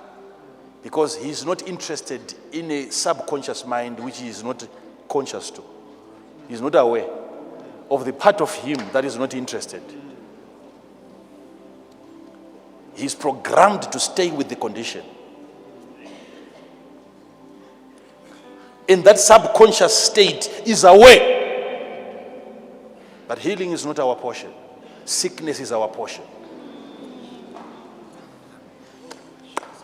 Bringing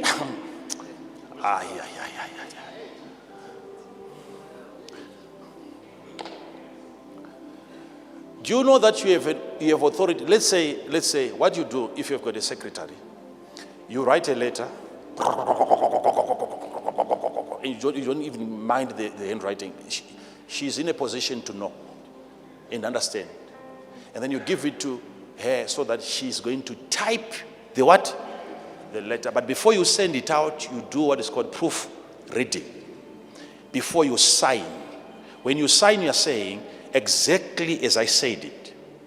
You manage to transfer my mind from that piece of paper to this piece of paper, and I'm in agreement. If there's any error, you highlight. Remove this, remove this, remove this, remove this. That's what happens. Whenever information is brought from the subconscious state into the conscious, and you are made aware of things that are wrong, you have the power to proofread. If you note some inconsistencies, to say, this information that is coming from my subconscious mind, I'm not interested in that kind of a lifestyle. It has to be edited out. You take note of certain thoughts and you bring them down. Every thought. Knowing how to capture thoughts, bring them into captivity. This is not my thought. This is my mother's thought. This is not my thought. I'm thinking like a grandfather here. This is not. Why would I look at such a wretched car and I'm interested? There is something old in my subconscious mind that I inherited from a patriarch. What makes me comfortable? How come I feel so comfortable sitting in a sofa like this one? The majority of it is wood and nails, and you feel so comfortable. What is it in you? If it's not a program, it's your father's father who feels like he's sitting presently in your couch. What is it in you that hates everything good? It's a program. It's a program.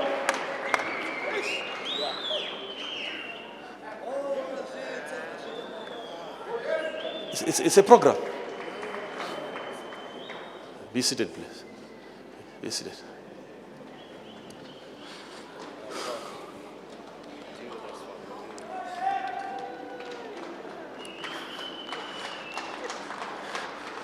Am I helping somebody here?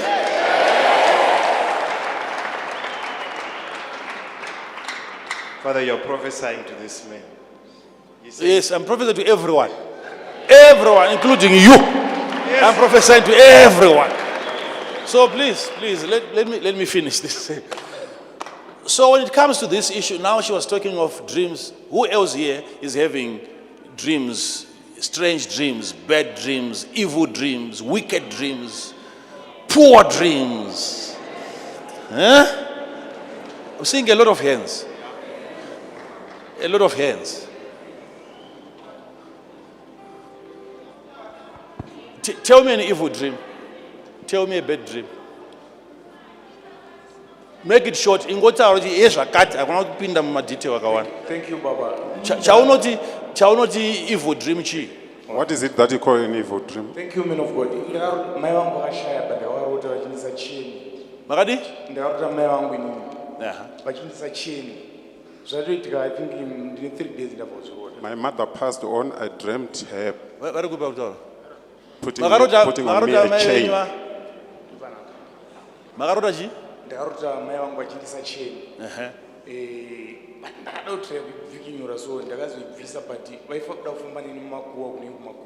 I dreamt of my late mother putting a chain on me. So, what's wrong with that?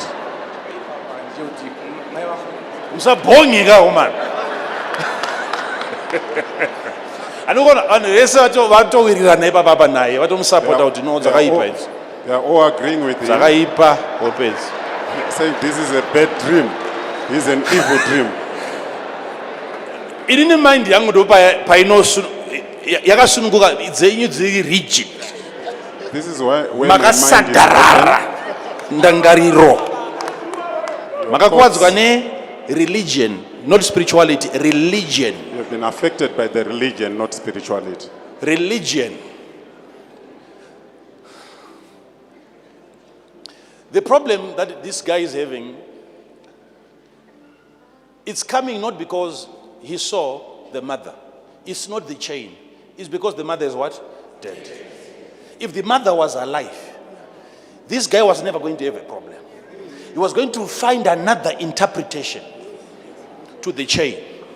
But now that the mother is what? Dead. That is why now he's saying the dream is terrible. People like us, we have to first of all verify. Was that your mother? No, I'm not saying. No.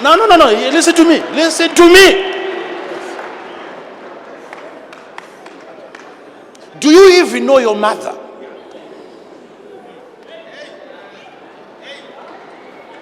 The mother that you were told that this is your mother is the mother you know. No evidence. No proof whatsoever. In the case where you see your mother in a dream and your mother is still alive, you are not going to have a problem with that. Now you're having a problem because you're saying my mother is dead. So you're already interpreting that dream from a place of knowing, yet it's a place of ignorance.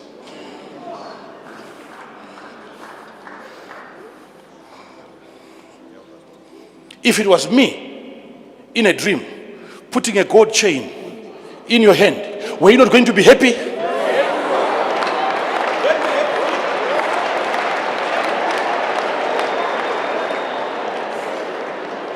Sit down, please. Sit down. So you're having a problem with the mother because she's dead. If she was alive, no problem. So, this is what is sit down, please. This is what is happening. In trying to help you understand, yesterday I was telling people in Mutare of a gentleman that I prophesied to at the Life Haven. He came. The man, I could, just by looking at him, I knew that this man is about to go. This man is dying. And what is killing him is a prophecy that he received. Then I spoke to this gentleman. I said, you received a prophetic message from a prophet. And he was looking at me and I said, he told you that this year you're dying. Yes. I said, let me explain to you. He told you this year will not pass, you are dying. That's true, man of God. And I said, I went even further to explain to him the exact prophecy that he got from the prophet. And I told him that he told you that he saw a coffin and he saw you.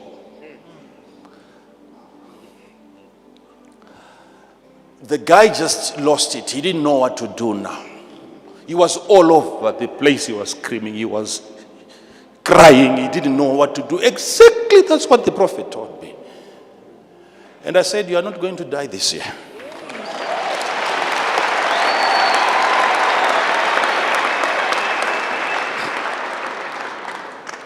And again he was excited. And I said to him, I'm not saying this because that prophet is not a true prophet. It is simply a misunderstanding. Because exactly what he saw is what I saw when I looked at you. I also saw a coffin. He told you you're dying this year, but I'm being told by the Lord to ask you, don't you work for Nyaradzo?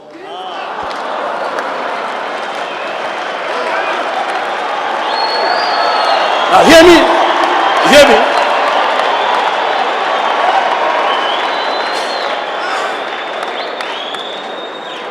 At first to him it didn't make sense, but that's exactly what he does there.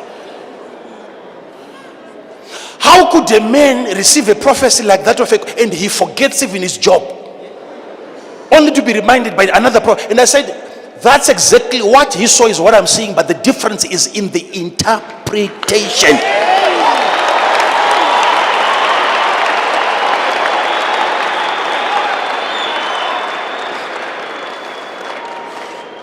So what was about to kill the man is not even the vision, not the dream that you had of your mother. It is your misinterpretation of a what? Of a dream. And the man was likely going to die. Be seated, please. Am I helping somebody here?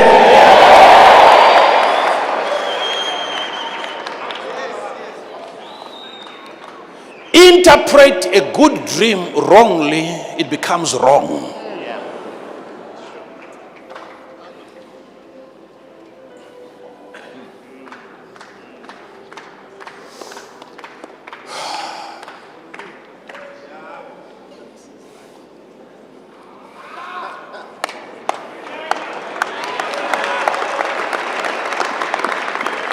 Interpretation.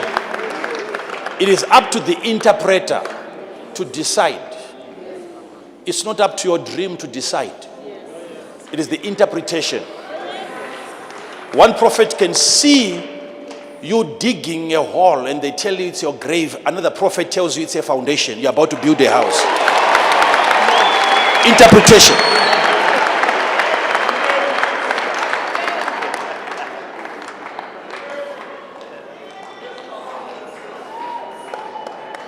You're worried because my mother is dead. Wait until we interpret it for you.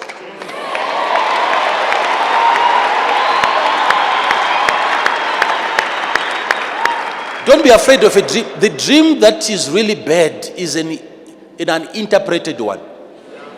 If you want to fear a dream, fear that one. Even if you see them cutting your head off in a dream, wait until the interpretation.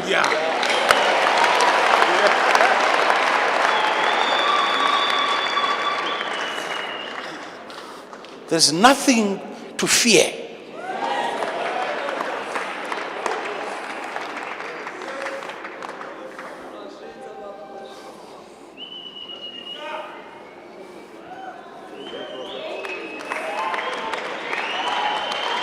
You can sit down.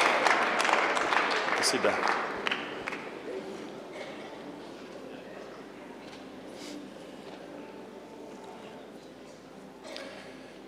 Religious people who tell you that once you have a conversation with the dead, you need deliverance now.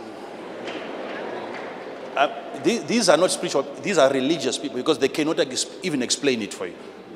We are spiritual, that's why we can explain it. But if you ask them, having a conversation with the dead, if it's demonic, and to a certain extent, I know that. Don't push me there. I know that. But if you ask them, wasn't there a conversation at Mount Transfiguration between Jesus and a dead Moses who was recorded dead? And we are seeing Jesus practicing that at Mount Transfiguration. Explain that to me. They saw the disciples, Jesus talking, and there was Elijah and Moses talking, conversation between Jesus and the dead.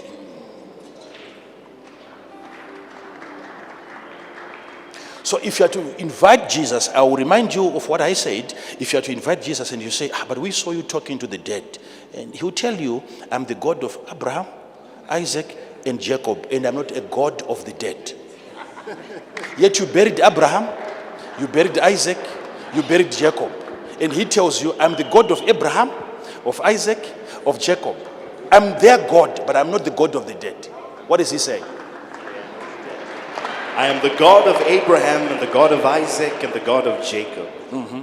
God is not the God of the dead, but of the living.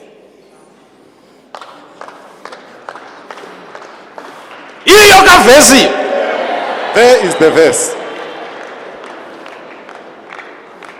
So it's not up to you to decide who is dead.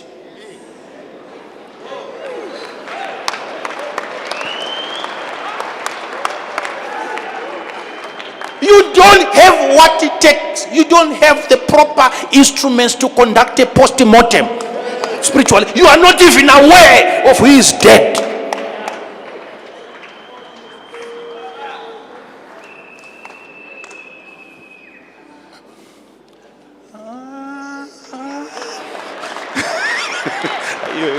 Like that.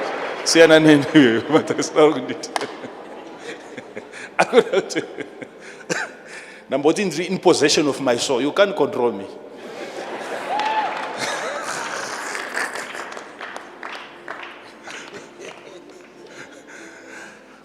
I am the God of Abraham, that we know to be dead. I am the God of Isaac, that we know to be dead. I am the God of Jacob.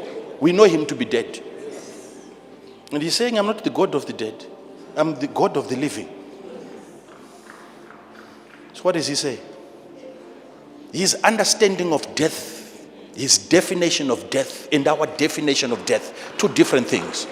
Until you know how to define things according to God,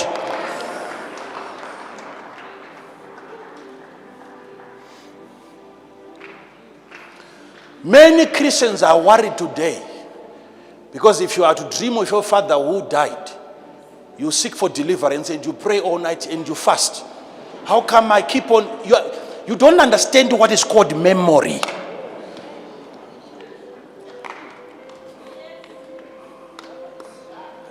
Is there a scripture in the Bible that says you will never dream of a man that you once lived with? A woman that took care of you, that looked up. Is there a way that you can never dream of your mother? It's a kind of deliverance that you are never going to get. Why? It's recorded in the soul.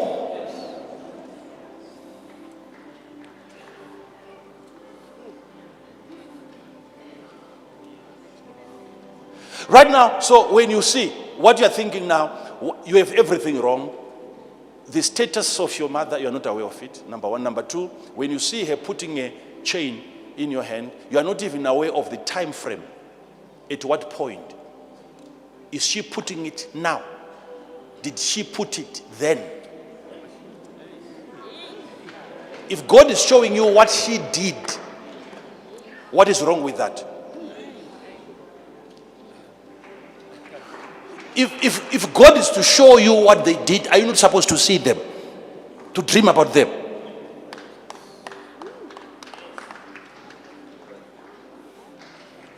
But the problem is you are saying, okay.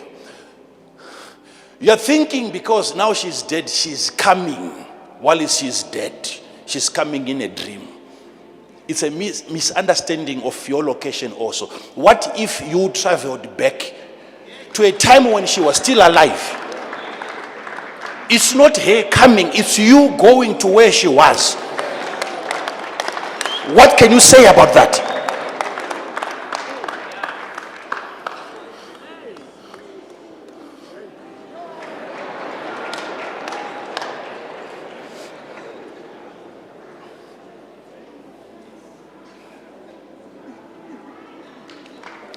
Some of you might see your father who is dead and he's telling you things to do. And you wake up at this age and you're wondering, how can my father who's dead be coming in a dream and he's telling me what to do? Yet you're dreaming of a thing that he told you when you were 2 years old, holding you in his hands. And it was spoken into a sealed letter and placed in an earthen vessel. Now, when that information is being brought to the open letter, you start hearing what you heard today. And you're thinking, my dead father is talking to me. No, your father was alive when he spoke to you. Both of you were there. But it was programmed into your subconscious mind. That's why when you're talking to a baby, the baby is hearing everything. No matter how small, as from the time that you are pregnant, the baby is in connection, the baby is hearing even the music that your favorite movie, you are together watching a movie. It's important what you say, the two of you. If the other one is pregnant, it is the three of you in the house. Be careful. Discussions that you make concerning your baby, he is part of that committee. Notes are being taken, letters are being written.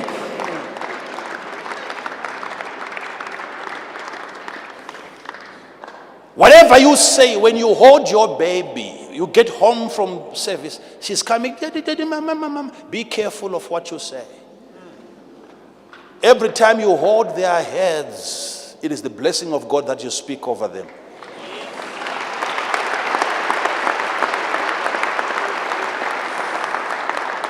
Don't keep a habit of always insulting, frustrating and intimidating kids. All of you here, you know of a certain relative that you used to fear. All of you, one relative, I go specialize in all of you, there is a person like that in every clan. You have a relative that is committed to...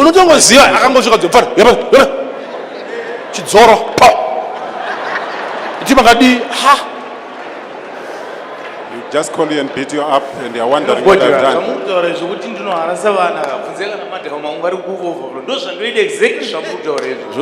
saying, Father, is... What you are saying is exactly that I do. I'm always harassing people, even if you ask my wife. I'm your grandfather.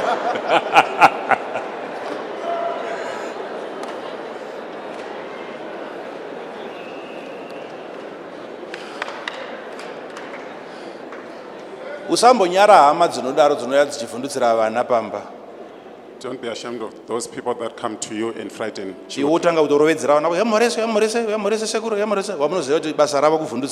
you call those kids and say, come and greet your grandfather. Deal with your uncle. It's getting into the kids. One of these days when they grow up, they will see their grandfather chasing them up and down in a dream.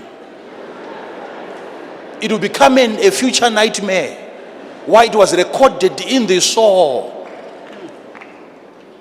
It was a major harassment. It gets recorded it will become a future dream.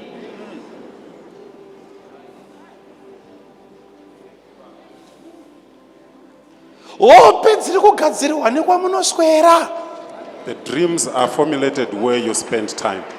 Zvamunonzwa, zvamunoona, nezvamunodya nechawadya chinogadzira hope. Whatever you see, whatever you nechawadya unorota uchimhanya kuchimbuzi paunopatika kuti unzwa mudumu muri kumhanya nechawadya chiri kurotesa. It is what you have eaten that is causing you to dream.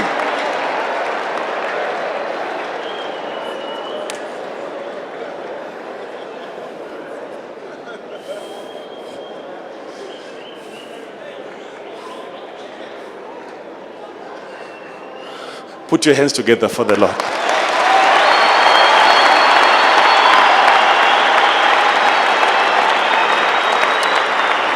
You can do better than that. Put your hands together for the Lord. Try one more time. Put your hands together for the King of Kings.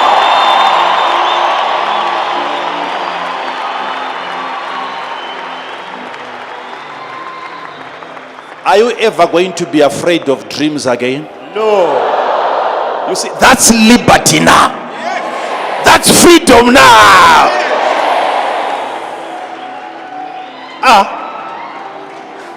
And it came to pass as he interpreted to us, that me. So it was that me what? He restored unto mine office, and him he hanged. Genesis 41 verse 13. It's up to the way that you interpret. Kana ukatoda kutanga nhasi kuti yes, hope yawarota. If you want to begin today, that each and every hazvina dream basa that kuti you dream, dzazoenda nekodzikadzoka unongomuka uine one interpretation, this is good. it doesn't matter whichever way it goes. You wake up. and Something interpret and good say, "This here." is good. Nekuti ndazoziva kuti hazvizi kuhope, zviri kuinterpretation. Because I have known that it's not in the dream, it's actually in the interpretation. Chinoitika interpretation kwete hope dzarotwa, interpretation. What happens is out of the Me, interpretation, as not he the dream. interpreted, he restored. Me, him, as he interpreted, he hanged. Chakahenga munhu hadzisi hope dzekuhengwa, interpretation. What hanged the person is not the dream, but the interpretation. Sambovhundutsirwa kubva nhasi. Don't be frightened. Famba, from walk today. in your freedom. Walk in your liberty.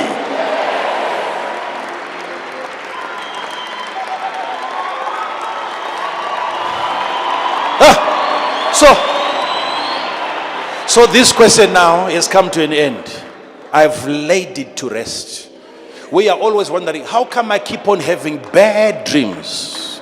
The question is, how come you keep interpreting your good dreams badly?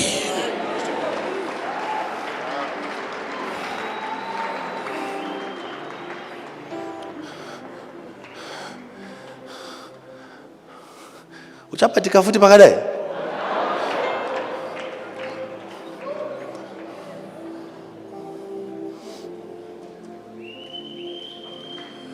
Wachari kuudza kuti vakafa varotwe, iye muzodziwa wacho chaichai.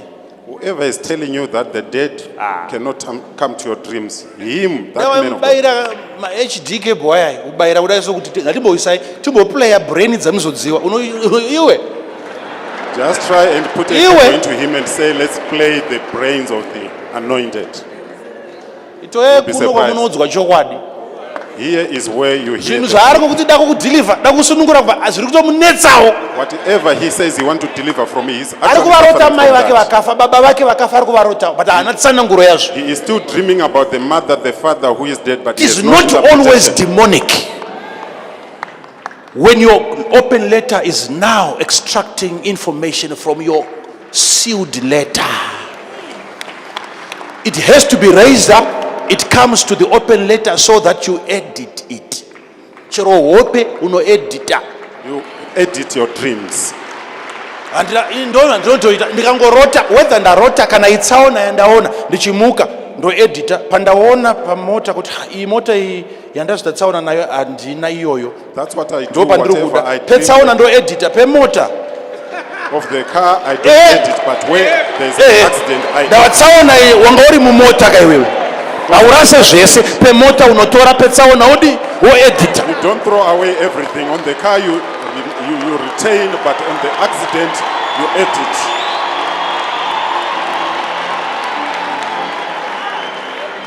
Hatichavhundutsirwi. You shall not be frightened again. Vangani vari kunzwa kuti iri ndo rinonzi simba iri. How many are hearing that this is what is power? So from this place, as you are going now, I want you to know that you have things that you don't have physically. Okay? And yet right now, in that earthen vessel, you have got title deeds. There is evidence. As you are going, think about this. Go home knowing that right now, wherever you are like a vault.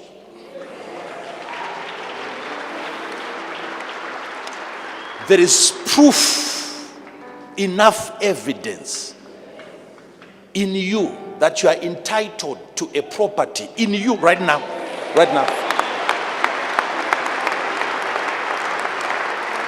Auchatombofamba zvawaita last time zvezve kana kupota mutombotarisana pasi iwo murume nemukadzi muchitombonetsana nenyaya yezvinhu izvi maproperty nechi understanding iyi yematsamba iyi endai nayo kumba. Take this understanding of the letters home. It's a matter of time. One day there is going to be a unity of the two letters. When the information in the subconscious gets to the conscious, Azidi 5 years. You don't need 5 years Zekusumuka. to rise up. A moment of alignment.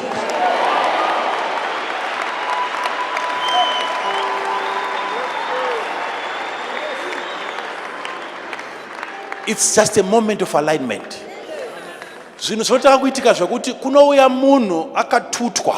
Things will begin, you will see Ushaya somebody kuti coming, anopenga here. and you wonder if Agarwa this nemweya person is utsvina normal here. or not. You would wonder if he's Akatutwa possessed. nedenga. Kune vanhu vandinoziva Heaviness of a sickness. vapinzwa panhaka vasina kana ukama kana ropa kana mutupo kana panhaka. There are people that I know have been put in inheritance. They have no relationship whatsoever, but they are in the inheritance.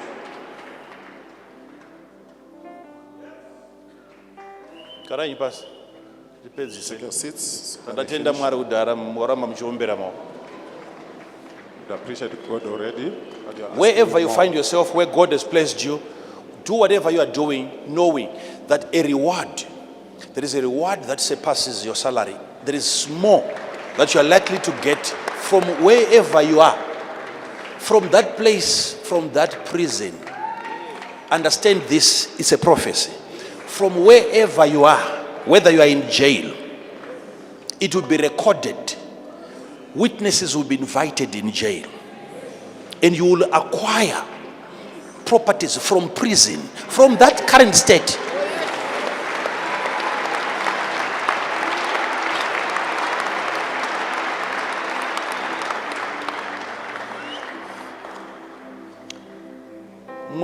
Mwana akandibvunza nezuro kuti baba ini ndozi ndechinetseka kuti tiri kukura zvinhu zviri kuchinja tiri kuenda kuchikoro tiri kudzidza ko ndikazoguma ndoita My child asked me yesterday, zvinhu he said, "We are zvisirizo growing. profession isiriyo basa risiriro What if I end up doing a wrong profession? zvinozondinakira here mangwana ndikatora maawa ndichimutsanangurira Will it be good for asi me? ndakasvika patime yandakatsanangura nyaya yekuona beyond I got to a time where I ndakati no started matter waita explaining chiri about seeing wrong beyond. kana I uri said, right even if you are doing a wrong thing, ukaita and chiri yet you wrong are kana right. uri right When you are doing a wrong thing and yet you are right. ukazonoita chiri wrong kana uri right When you do a wrong thing and yet you iwe are right. wakadeedzwa namwari kuitisa zvinhu zviri wrong right Called une power. by God to do wrong things right. Then I gave him an example of a man. We used to go there fishing in Zambezi. He's a guide. Akagara nemi mubhoti rake. Sat with me in his boat. Ane mafambisiro aanoita mukomana yeye. Don't know how he Chinotori does it. chiloji cheizvozvo chevanhu vanouya vachida kungozoraura zvavo. It's just a Vanotori lodge nemaboats avo nechi nechi. It's just a lodge for people who So come vane out vashandi to fish. vanodi vanobatsira vanhu vanofambira workers izvozvo that unopiwa uyu kana upiwa uyu takapiwa vakasiyana siyana but Give tazopiwa them umwe different ones. tikaona kuti uyu akasiyana nevamwe vezo We realize that this one is different from the rest. aiwa uyu akasiyana nevamwe vezo This one is maitiro different from the aanongoita rest. The way he does things. ende zambezi haizive kuti unoti ndine rangu bhoti saka ndongoenda It's not a matter of saying I have my boat. ina I'll just handina go. angu mabhoti 4 chaiwo chaiwo but ndakatosiya I had 4 of mine. pamahosipawa but I left them. aiwaka anitori nemabhiza akatowanda kupfuura rake Mine have more horses than he is on asi horsepower. ndakasiya ndikanopinda mubhoti rake But I left and because ended ane into his, experience because he has so much muridzi experience. werukova He's the owner of the river. ukauya nerako rine mahosipawa wakamhanya unorova matanda If you bring yours with unorova horsepowers, matombo you unorova crush zvimaisland zvinenge zvakawanda zviri pasapa uchifunga kuti imvura yese islands. pasapa riri dombo and yet it's a rock under. saka unosvikira watonhorerwa wauya saka unouya kuzosubmita So you come and submit. handiti zvazvoka nometa uri big sei mwari vanokupinza mukambani yevamwe wonozvininipisa You bring uri jesu other people's wonobhabhatidzwa najohani mubhabhatidzi You humble yourself. wonyikwa mumvura yake iwe uri jesu Jesus, zvako you are baptized by God. mamoments iwaya auri kushandira vamwe aya These are moments that you are working for but others. hazvipere zvakadai But it doesn't end like this. mahosipawa uri kumberi The horsepowers you have. but unombonopinda far much ahead. mukambani yemumwe But you go to somebody's organization. tirimo iye anogona respect yanga inayo mukomana iyeye This guy has so much respect. hatida kumboiona kune vamwe vese I've never seen it anywhere else. vanoziva padzinodyira They know where to catch fish. handi pakati ukana akasvika pakabhoti rake kana akunosvika anoziva manyaredzera ndainjini asavhundutse They're about to arrive. He knows Unosvika how richiti to wa consult the engine. anosvika mudhuze ona kunhonga zvirauro zvenyu akukisirai mabhetsi akudi Picking your. munhu wamwari kandai apo They say you can throw there. anoramba achiti munhu waMwari chero watadza kubata musoro wewe munhu waMwari kanda. Continue calling you a man of God, even if you spend the whole day without catching. You'd say, man of God, you can throw there. Anoziva rukowa rwake. Knows So his auende ne knowledge yako. Ndomboenda nedzimwe Don't go mamwe with your knowledge. ndine chikwata changu chanomboenda nacho. I've got a team that I go with. I understand the submission They don't to that level. understand Anenge achiti famba so iwe ande They'll be iwe telling him, giving him directions. kwapo kalipotraya. They'll be telling him to try different places. Indovatarisa vakomana ndoti vakomana And I look at them ndekwenyu here kuno. and I say to them, this is not your Kana place. kusiri kwenyu mvura haizi yenyu hova dzidzi dzenyu. If it's not your place, the water is not Submit. yours, the fish is not yours, you have to submit. Nyararai tiendeswe kune chi? Be silent so that we are led properly. Wazoona tawana the right person anoziya padzinodyira. Then you see we find the right Iwe person. unogona kuuya nebhoti rako asi hauziye kwadzinodyira hauziye bait. Iye anotora umva atitira umva atichita so chita so chita so. Kana wabata anotokudza kuti mbomira isiye He idye. says, hold on. Iwe unongonzwa ropa rakufamba manje kuti aiwa wakaniya kuti Feel like you need to mira pull it mira out. mira mira mira You say, mira hold on, hold on. mirai munhu waMwari mirai Say, hold on. isiye idye. Take your time, Say allow it. it to eat. mirai onzi Wait, right wait. izvinozvi yamedza utarise mvura yakasviba kuti waiona sei kuti yamedza iwe. Then he would say, now it Yamedza. is swallowed. You look at the water, it's so dead. chinokai kunoka baba kukakata zvezvekuti muno iwe ichibvuta iwe uchibvutawo. When you say begin to pull, it will pulling against you and you Ukaita nharo naye ukangonoka asina kuti noka unozoda kudaunonzi hengaisite yadi yamedza fight with it, you will pull siya out the idi. rod and you find it's not there. Anotoziva kuti yamedza He knows it is swallowed. chinokai Then you can look. kuti ga mutanga kunetsana iye anenge akagara zvake achikontrola bhoti rake achimeka shuwa kuti uri kuuya naye kusvika wabata hove Just be yako watching. pakutorwa mapikicha Till you paipai catch wabata hove yako watorwa mapikicha vanhu vanoona pikicha havazoziva kuti babangu hamuna chamanga muchidi inongobuda ya Those who pikicha are taking pictures, Asi don't zvimwe even zvese know you ungochidi haven't done zvako. anything. But whatever is happening, akatibata zvakanaka ndaishandisa that as an example ndichiudza mwanasikana I wekuti was using that as an unogona example kuzoita talking to basa my risiriro daughter. but ukariita nemazvo You may do a wrong job, but when you do it in the ngoma naye right way, takaendako handichaziva kuti how many years ago know patanga when we kumuona went there. tikaona kuti mashandiro ake akasiyana nevamwe we vakomana realize that the way he works is different from the rest. kubva that time iyoyo ndo takatora vana vake vese From that time, he Tikaendesa took kuchikoro. all his children and he took them to school. right he knows it. So last time yaitazomboendako tinozorora The last he time was we showing went us there, mapictures evana vake Just for that, vachigraduate. he was showing us the pictures Shanzi, of ona his hiyo. children graduating. ona ivo vamunditenderewo kuna my Showing us prophetess those ona pictures. ona ivo vana They are showing ona us ivo those vana pictures. ona vachigraduate And they were graduating. kubva pawhat grade matendero akatiita The way he thanked us, nevana chete kuchikoro just for children, tichibva ikoko from there, that same week avanozvizivawo changa same chakuenda ikoko imotikari what used avanozviziva to go there was just a car. He knows it. but look this is a person akawana the list of the jobs kungocontrora bot The person who found the list haana of the degree job haana was chi controlling but the job. kuzoziva zvokuita uri pabasa He has no unoenda degree, but beyond he a knew salary what to do. kungoziva zvokuzo to hamene know kandimubatsira what mumwe to munhu do. panapa Don't know if you're helping somebody. kungoziva kubata vanhu zvakanaka Just to know, handiti wati uri kurhafura vanhu you said you uri are kurhafura people. hausi kuziva kuti uri kurhafura ndiani You don't know who you are Ndizvo being zvo. rough to. ukaita brain dzinongonoperera ndo open letter kune zviri kuzi ukaita pfungwa dzakungofunga kuti kabasa kangu kandipa mari yakati pamwedzi If you have brain just woperera this job ipapo will give and you you so don't know much. what to You do end there and you don't know what to do. wakangoiswa panzvimbo namwari mwari placed kwaachatumira vanhu vanouya kuzokusumudza that's Where all God will send people who come to raise you.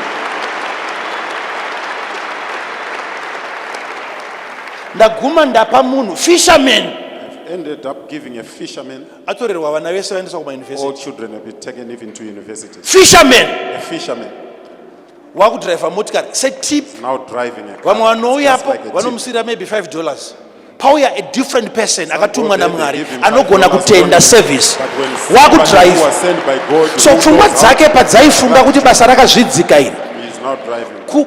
kupererwa kwepfungwa kusaziva zvokuita pese pawakaiswa naMwari, whether uri teacher, Wherever you auzive have been vana blessed vauri by kuticha God. kuti vabva kupi. Whether a teacher or not, you don't know where those Kana uri nesi uchirapa varwere, If you are a auzive murwere kuti abva kupi. you don't know where the sick person is coming from. Bata vanhu semadzishe. Look after people like kings.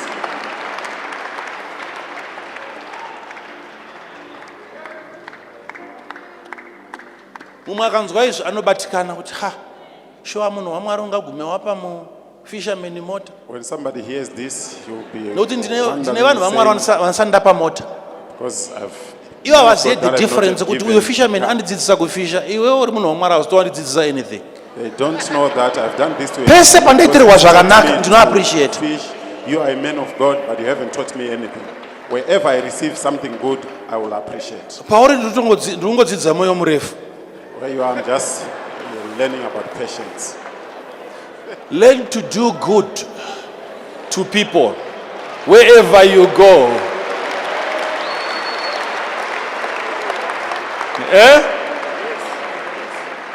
Togara nawo by testimony tine restaurant yatamboenda kuti zvichiri kunyatsoita kuti tinyasopinda marestaurant tichidya I always give tichifara. a testimony.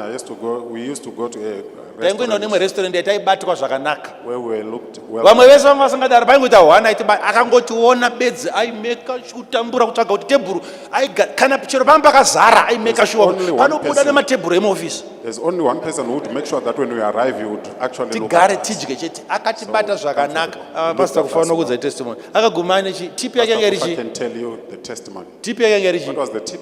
ingodedzerai vanonzwa tobva tangova yeah. I was given a house. Imba A house. There's a tip. ndobvumidzwa here kupawo matestimony akadai. Am I allowed to testify like this? So kana aitarisa salary yake achingoti kama kabasa aka So Odadira he was vanhu. getting his salary wobata vanhu rafu and was looking down upon other people. paunga uchasevha salary kusvika wavakaimba igore ripi. When were you going to save that salary until you Paunobva get pano auziva waunofamba even naye. as you leave this place? You Mhoresa vanhu usamudhure iwe. greet people. Don't just be in mood.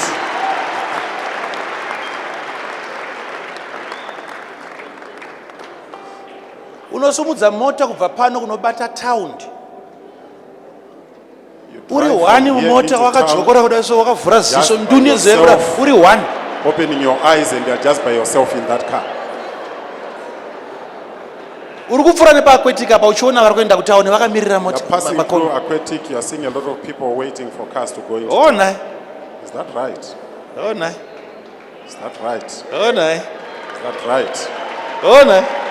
Is that right? Hazvitange mangwana zvinotanga moment iyoyo yawanzwa shoko kuti alright saka doesn't pese start pandinoya kuservice tomorrow. paipai Begin from ndiani the moment you anogara hear the word. kulocation kwangu You say, who kungopota stays in uchipfuura the same uchitora place? brother yako muchiuya kuchechi after Pass service through. way mangwana Pick your mangwana neighbor. mangwana Tomorrow. mangwana Tomorrow.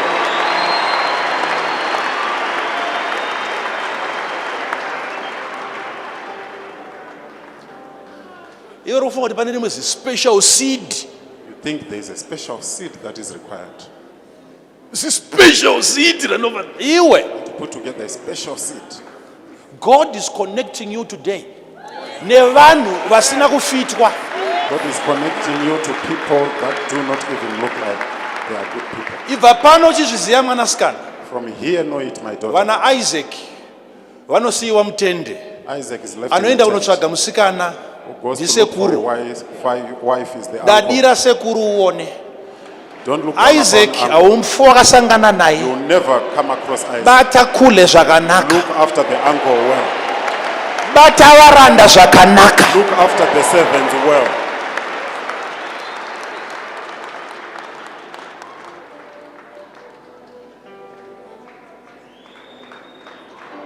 ndiri kukudzidzisawo upenyu here apa They're teaching you about life. ndo kunonzi kutotraina subconscious. That's the way to train the subconscious. Kana wabva panapa leave uchaona this kuti place, DNA yako yarohwa neepi what genetics begin to see that chechi DNA ino has been environment epigenetics. ino alter DNA It inochinja DNA. Aiomverera Jesu zvekare ma. Oh, clap hands for Jesus again.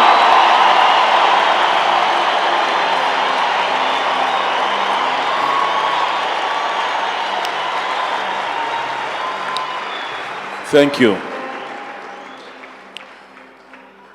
I would want you today to just please bring my vessels edai. We are now maisa apa adzosere kunzvimbo. We are now choir tipe yenyu peace. We are in my vessels. Kanda kubuda ndichangopfuura ngone kukono. Kune vamwe vari kurwara but vane nharo. People at the corner there, sick people there. Andoti ngauye kuno first. Bring the vessels Ngauye here ndiri kuuya first. ikoko. Ndiri kuuya uyaimise ma-altars Bring the pa-altar vessels on the and you altar. take them back. I would want you, if you can, if you are not offended by this, ndokumbirawo kuti ushowe friend yako iri padhuze Please seat show your yako. neighbor your seat. Ndiratidzirewo munhu ari padhuze newe Show seat your yako. neighbor the seat. Ndokumbira kuti undiratidzirewo munhu ari padhuze nawo kuti ingomuti ndo seat yangu. Huh? Muratidze seat yako.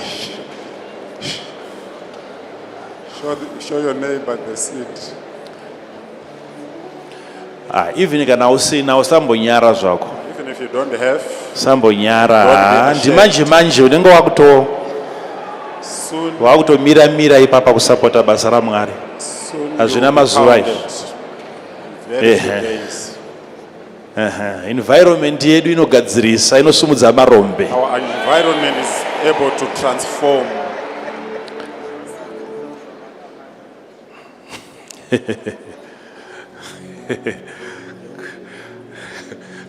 Hamusi kuchengeta adzimai zvinzwawo. Hazina pastor wenga kuna adzimai zvinonyadzisa zvamakabata. Pastor Wenga said to the wife, you must be ashamed of Tichava what pamukana kuti wapindure mai wenga. Give her time to respond. Mupindure. Baba was kusunga omwera. As the father, not Thank you so much. respond. Tora nyima altars enyu vanhu vaMwari. Please take Leaders, the altars dzokereni back. ma-altars. Dzokereni ma-altars mukati. Take the orders back. I-count down yema-days kai. Counting down on the 92 days. Hatina kuti zvinoitika mazuva apera, zviri kuitika mumazuva. We didn't say it will happen at the end, it's happening within the days. Ndizvozvo. That's it. Ndizvozvo. That's it. Ndizvozvo. Ndizvozvo. Tinototaura titange tutoseka kudai so. We speak as if we are joking. Matestimony amunotowana vazhinji venyu more than 360 something people mangwana ungoitotestify. More than 360 people Unongoitofonera testifying. unongoitofonera vanhu kuti kuno zvaitika kuno. You will be calling others saying it has happened. Over here. 360 something people ndimangwana chete. Just tomorrow, over 360 people. Ipapa ukada kufunga kuti chingave chii. Now you begin to think, what could it? Udza ari padhuze zviri musealed.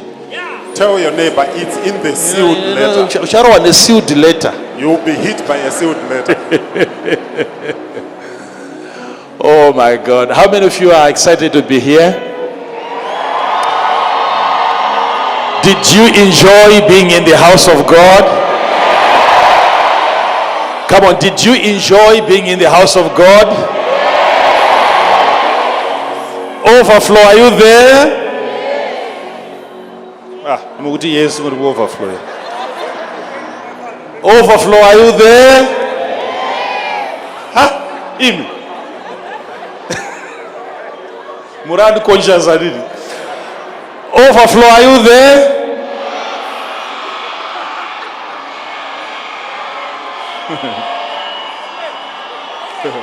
All right. It's okay. So you make sure that you give your seed, but please dokumbirisawo kana uri kupa kuna Mwari usapese une chigumbu munze kunoku. Please make sure when you are giving to God, don't give. Kana uri kupa, please usapese une chigumbu. You have to be happy. You have to. I want people to be singing, to be rejoicing in the presence of God. We have to be making a joyful noise. Auzive ari pedyo newe. Don't know. Please, usati wapa dai ndiri ni iwewe. If before giving, if I were you, ndaita mama mhoresero munhu ari pedyo neni. I would greet the next person in Usabude muno uchingoita kunge bara repfuti. Don't leave this place just a Please, auzive munhu ari pedyo newe. know your neighbor. As we are singing, we are greeting each other, we are hugging each other. Ehe, haga munhu ari padhuze newe kana ari musikana uri musikanawo. If you are a girl, Ehe. is a girl, hug Ehe. this person. Para umwe brother anozoti prophet vataura. Prophet. Give us a song, and I want people to be happy, to be excited as we are giving to God. Let's give, let's give, let's give. Munoshandura kuchema ngova mufa iko hakuna chinu chinokukonai. Oh Jesus, tinoona kunaka kwenye makatendeka. Mushandura kuchema iko hakuna chinu. Aiwa aiwa. Oh Jesus, saka tinoona kunaka kwenye, tinoona kunaka kwenye upenyu wetu, umuri zetu, mwali tinoona kunaka kwenyu, tinoona kunaka kwenyu.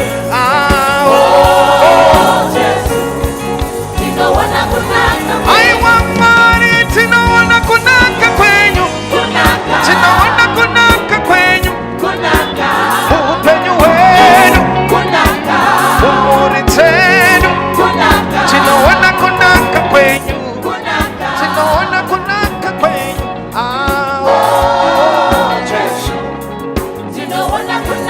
Everybody let's go, come on. Just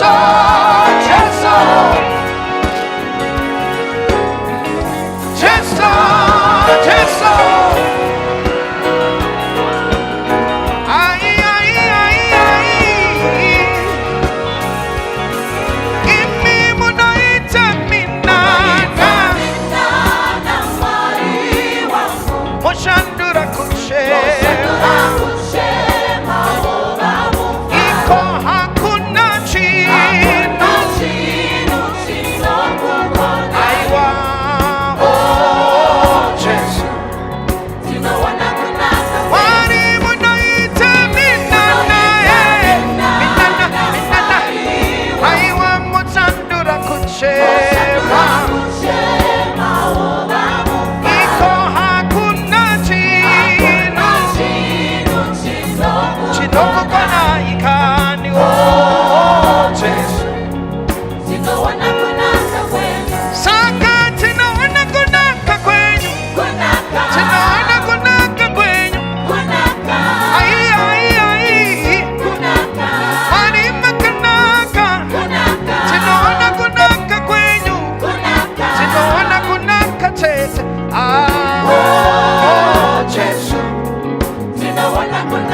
mari mi tinoona kunaka kwenyu, tinoona kunaka kwenyu. Ai ai ai, tina mari makanaka, tinoona kunaka kwenyu, titaona kunaka kwenyu. Oh Jesus, everybody let's go, come. Everybody, just so.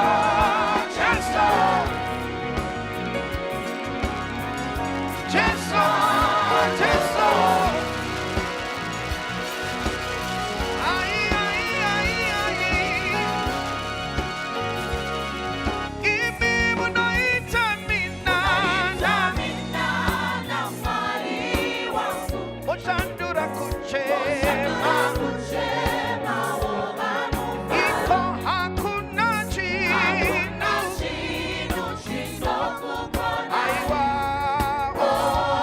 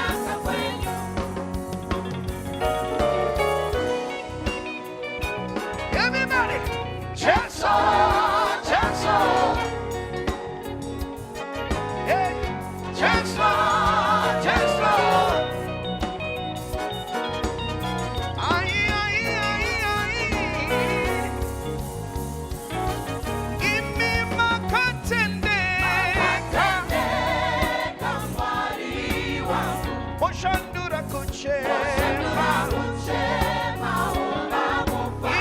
hakuna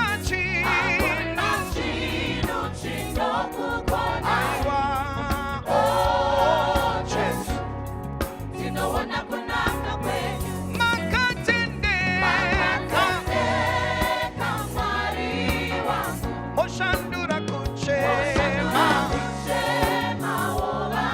Iko hakuna Chinokana ikani Amari chinoona kunaka kwenyu Chinoona kunaka kwenyu Penyu wenu It's miracle after miracle in this place. Chinoona kunaka Inana irikuitika kuboino. Testimonies are happening in this place. People of God, look at your screens. See what is happening. We had people who were bedbound with very critical conditions, cancers, back problems. But now they've risen up. They are walking on their own. The power of God demonstrated by our Father is amazing. Thank you, Jesus. I want you to know